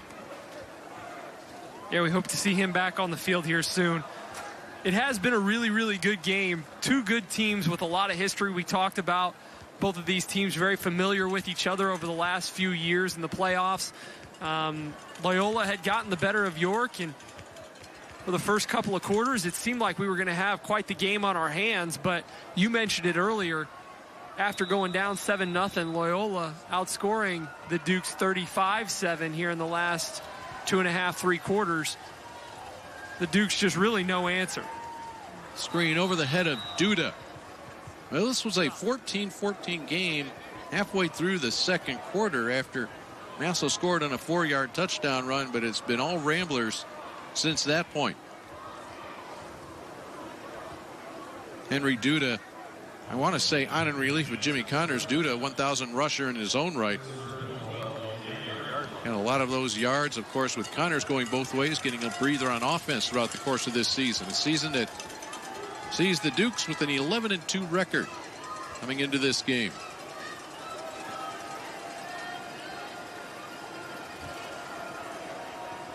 Third down play, deep over the field looking for Helm, about a yard too far. Yeah, he had a step on the defender. Just can't come up with it.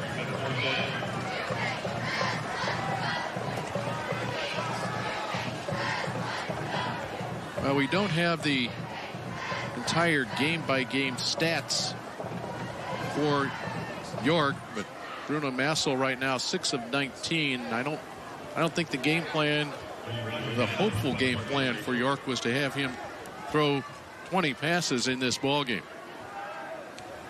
He's also rushed 17 times for 141 yards. Yeah, they've become a little bit one-dimensional in the second half. And like we said, that's when they started to have to chase points.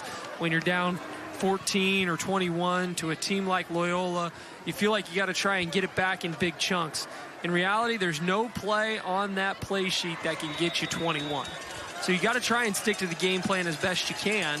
Now, you have to factor in that Massel's taken a couple of hits himself here. And he's done a really good job of staying in this football game for York. But I think if you asked him truthfully how much he's hurting, I think he would tell you he's pretty banged up as Loyola can start to taste that state title on their sideline. But you got to give credit to York the way that they've battled tonight, because this is no tall task, or excuse me, this is a tall task to try and go toe-to-toe with Loyola.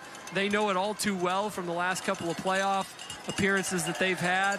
The Ramblers have ended their season, and they've given Loyola everything that they could handle here tonight.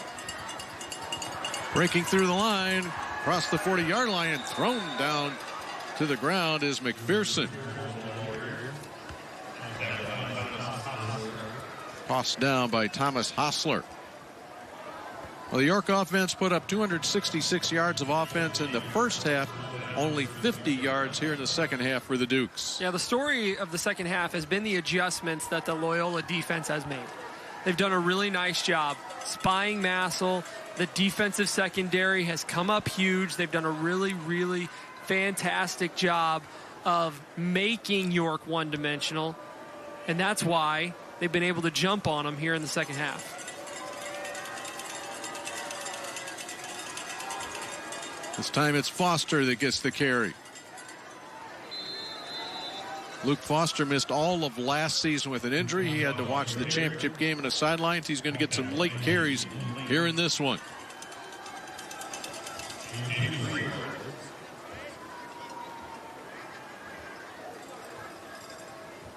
And it is just let the clock run time for the Loyola offense. Yep.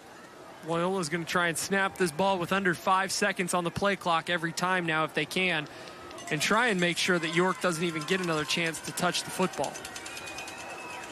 Well, clock down to 9 seconds right now. Fitzgerald very calm in the backfield. He'll take the snap with 4. McPherson. And stutter steps along the way as he passes through the line.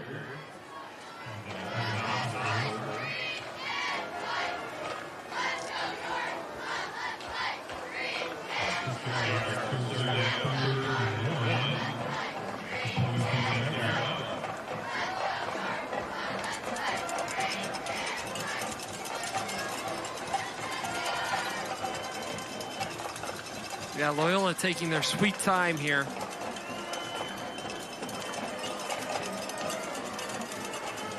All they need is a yard to move the chains.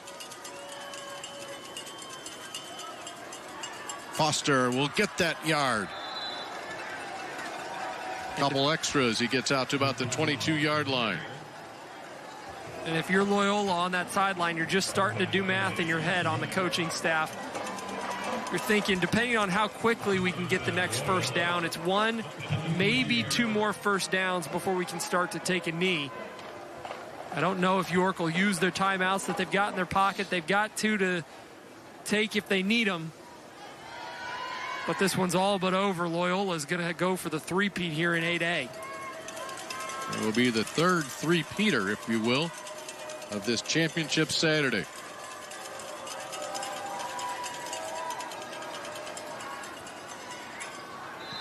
Another 5-yard pickup on first down.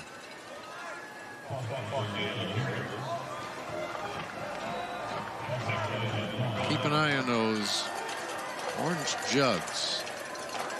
Water, Gatorade inside possibly. Might they leave that bench area? We will keep an eye on that.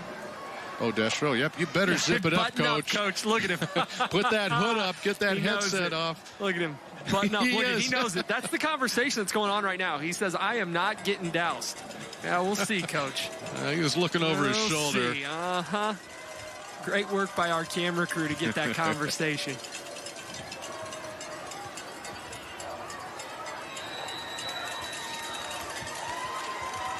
Our defensive player of the game is brought to you by Union Carpenters and Contractors, partners in building communities and supporting working families. And where are we going to go for that? Here in our 7A game. Look at this defensive move by head coach Jordan Lynch, avoiding the dunking. I'm sorry, Caravan.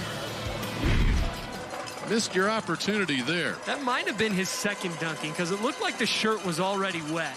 But he did a nice job to avoid that second one. He still has some moves. We're down underneath 2 minutes. Foster, the senior, will get another carry. Why would Luke Foster like to get into the end zone after missing last season? Only a couple of snaps left in this game, however. Yeah, one more first down to move the chains here on 4th. And then Loyola's one knee away from the game being over. I wonder if they'll even snap this ball and go for it, or if they'll just take the knee right now and give it back to York. We'll see. We'll take that clock. They are going to line up, yeah. Yep.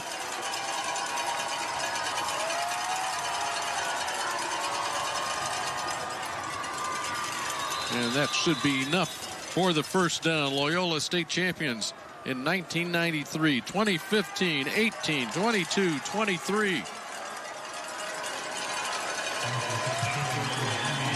He is a little bit short. It'll be a first down for York.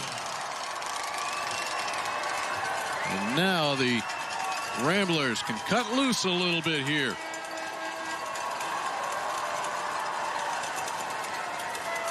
You know, you think of the pressure, the expectations. They were doubted earlier in the year. A couple of early losses. They recovered and have dominated through the latter portion of this season.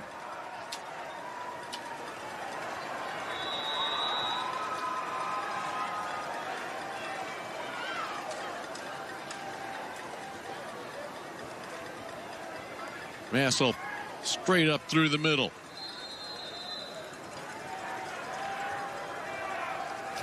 Get some new players into the ball game for the Dukes.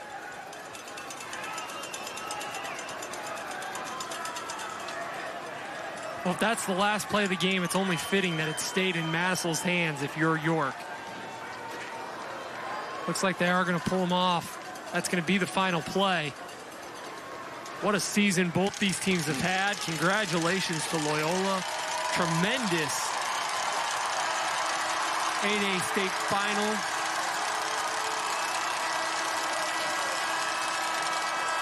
Pat Fitzgerald coming down from the booth, former head coach at Northwestern. And he and his son will claim a state championship, the 6th in Loyola Academy history, 3 straight. Tonight, 35-14 winners over York, making its first appearance in the state finals.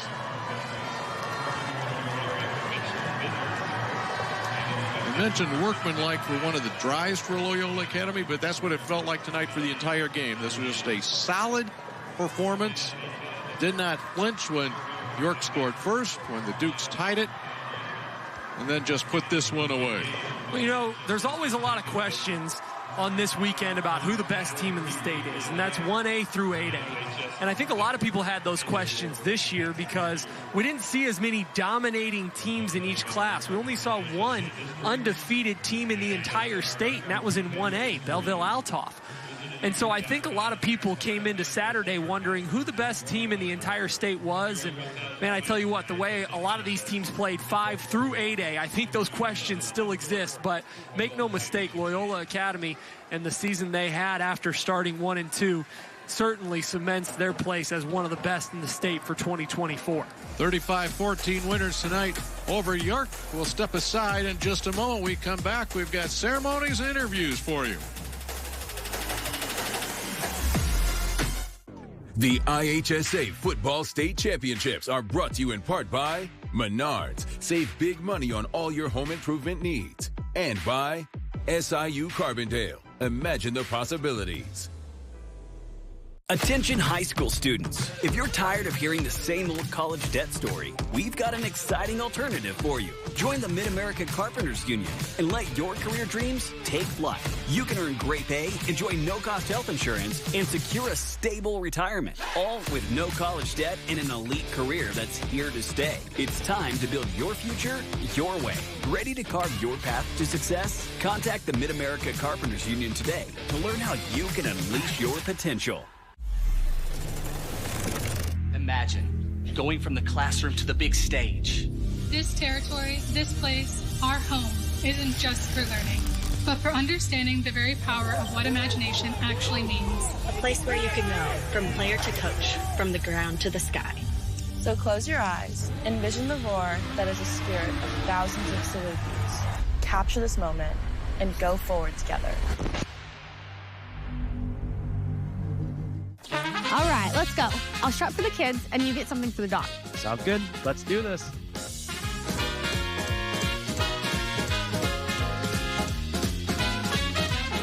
Whether you're shopping for gifts or something for yourself, Don't forget toys for the dog.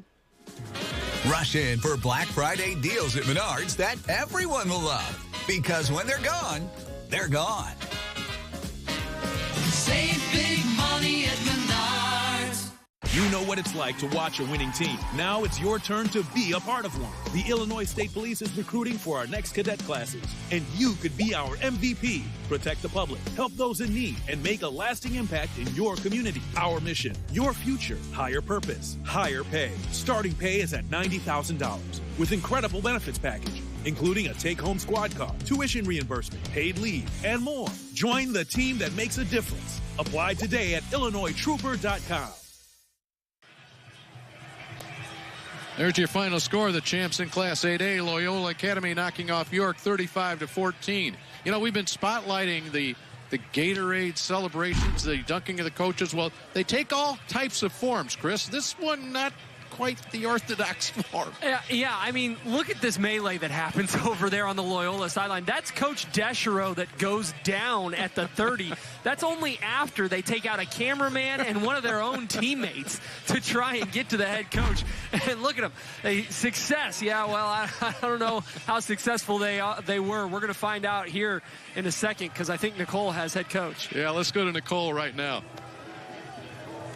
Coach, you put the finishing touches on a three-peat tonight.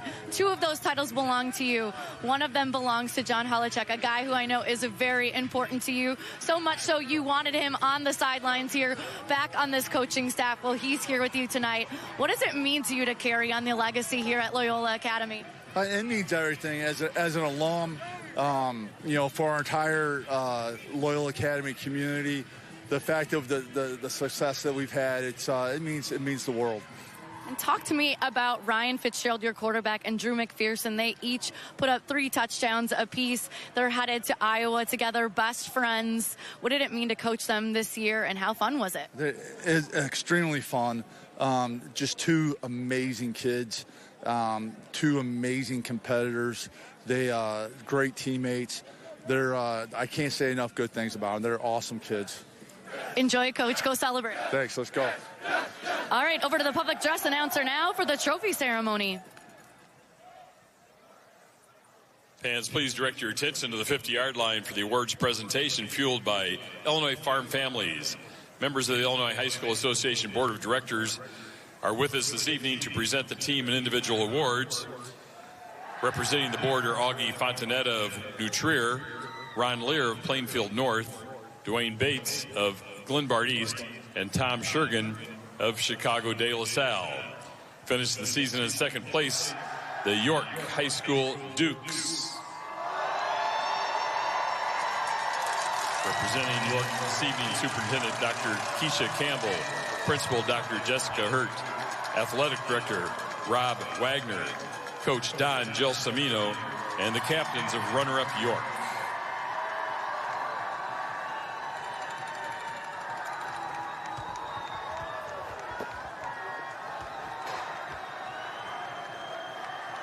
Special medallions are being presented to the administrators and individual awards to Coach Gelsomino and his team captains.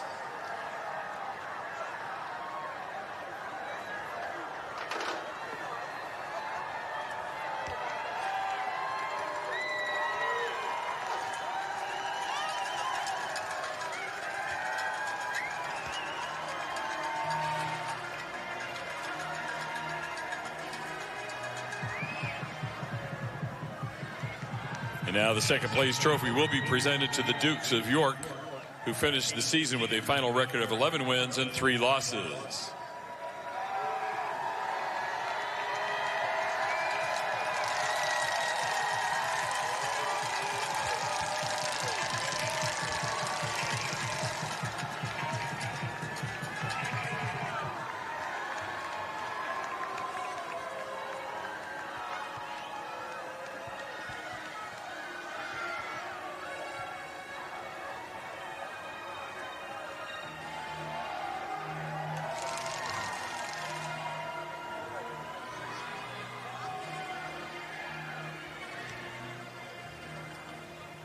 And finishing the season as the Class 8A state champions, the Loyola Ramblers.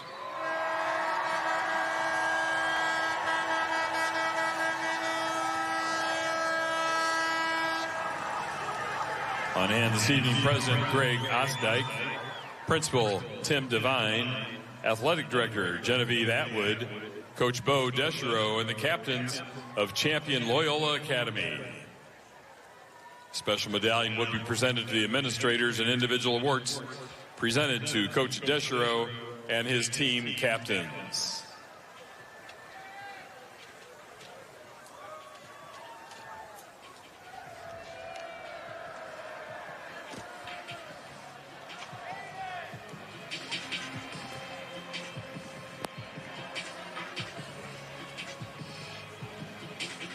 And now this year's state championship Class 8A team trophy will be presented to the Ramblers of Loyola Academy, who finished the season with a final record of 12 wins and 2 losses.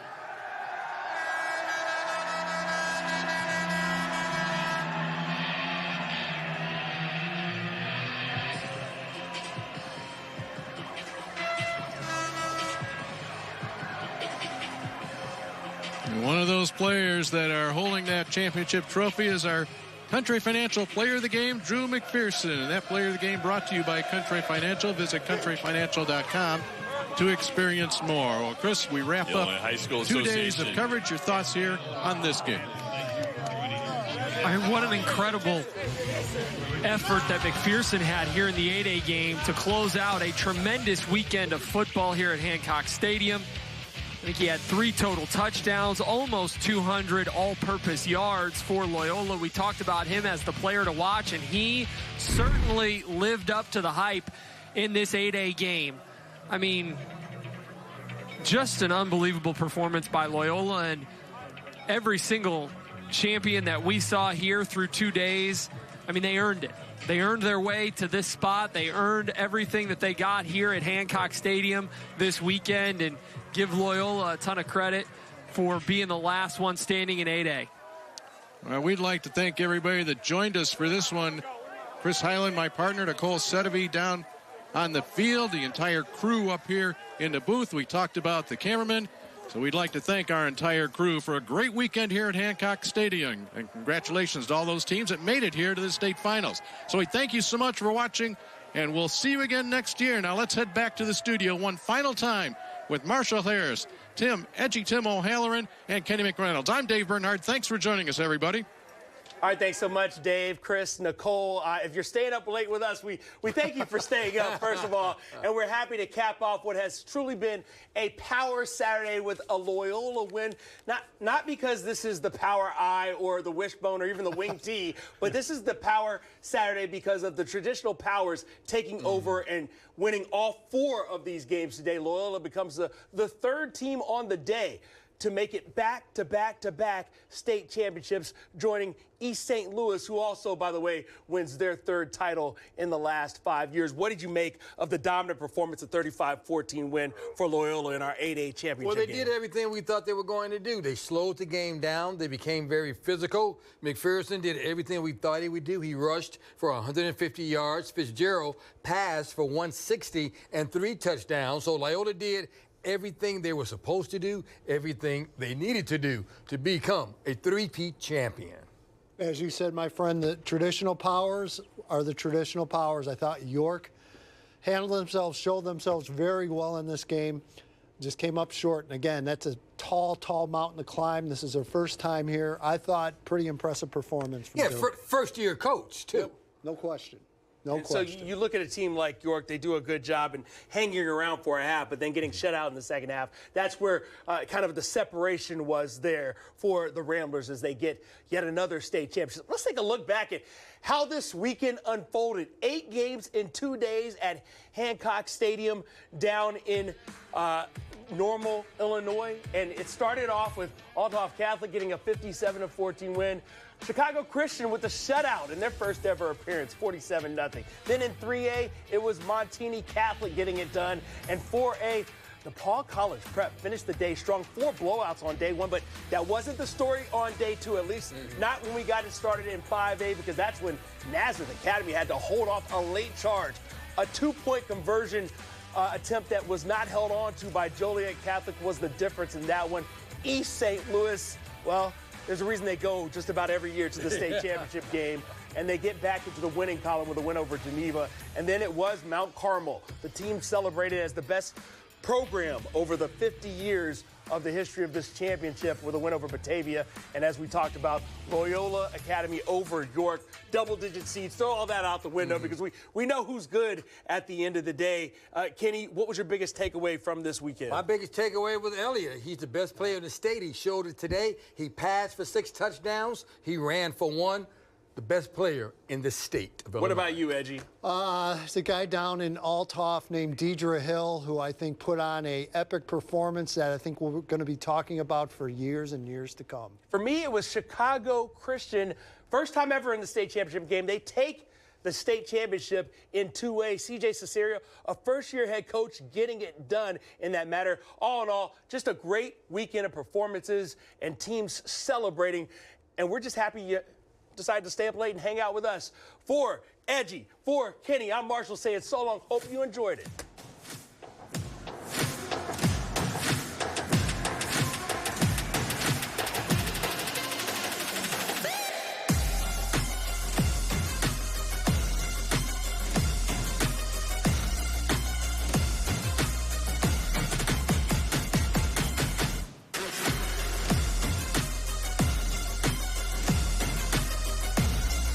There is no greater compliment or form of flattery in this business than when I have a client say, my father sent me to you, or my wife had you had her case a couple of years ago.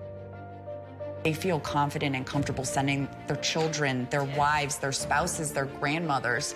I think that's such an important part of our job, is this level of trust and community that we've built for ourselves and with our clients. At this point, I'm like, I might be part of the family. The Illinois Hammer Injury Attorney. This holiday season, recharge with the Planet Fitness Black Card for just $1 down and $24.99 a month. So instead of fighting a stranger over a T-Rex, bring a friend for free and work out on the TRX. Instead of freezing in line for a deal, relax with some hydro massage feels. Instead of in-laws in your face. Did you hear the owl? Get some space at any of our 2,600 locations with the PF Black Card. Just $1 down, $24.99 a month. Deal ends Friday, December 6th. You're watching The U. We now join your regularly scheduled program, already in progress.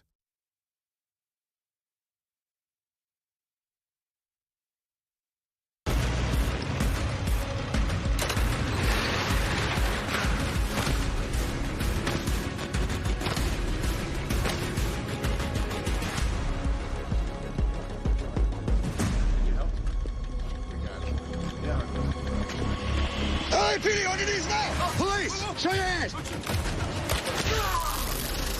Hands behind your back! Hands behind your back, right now! Right now!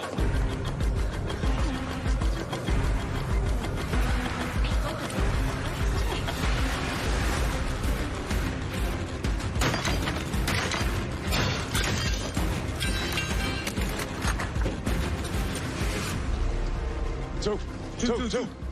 LAPD, stay calm. Where's Zoe? Where's Miller? All exits are coming. Damn sure they didn't just get raptured out of here. Chris, Street, clear the right side. Deacon Tan, you with me? Tan, go. Make your way to the exits, calmly.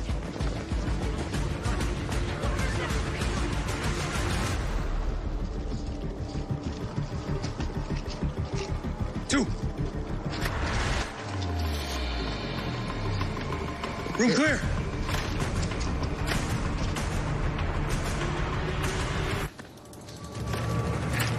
Tack lights. If they made it to the roof, that's flat access to anywhere in the plaza. They could be outside the perimeter already. They're hunkered down somewhere in that attic. Let's get a pole cam up there. Here 17 to 20, David. Visual of suspect crossing northwest parking lot with female hostage. Move. Zoe, we're almost free.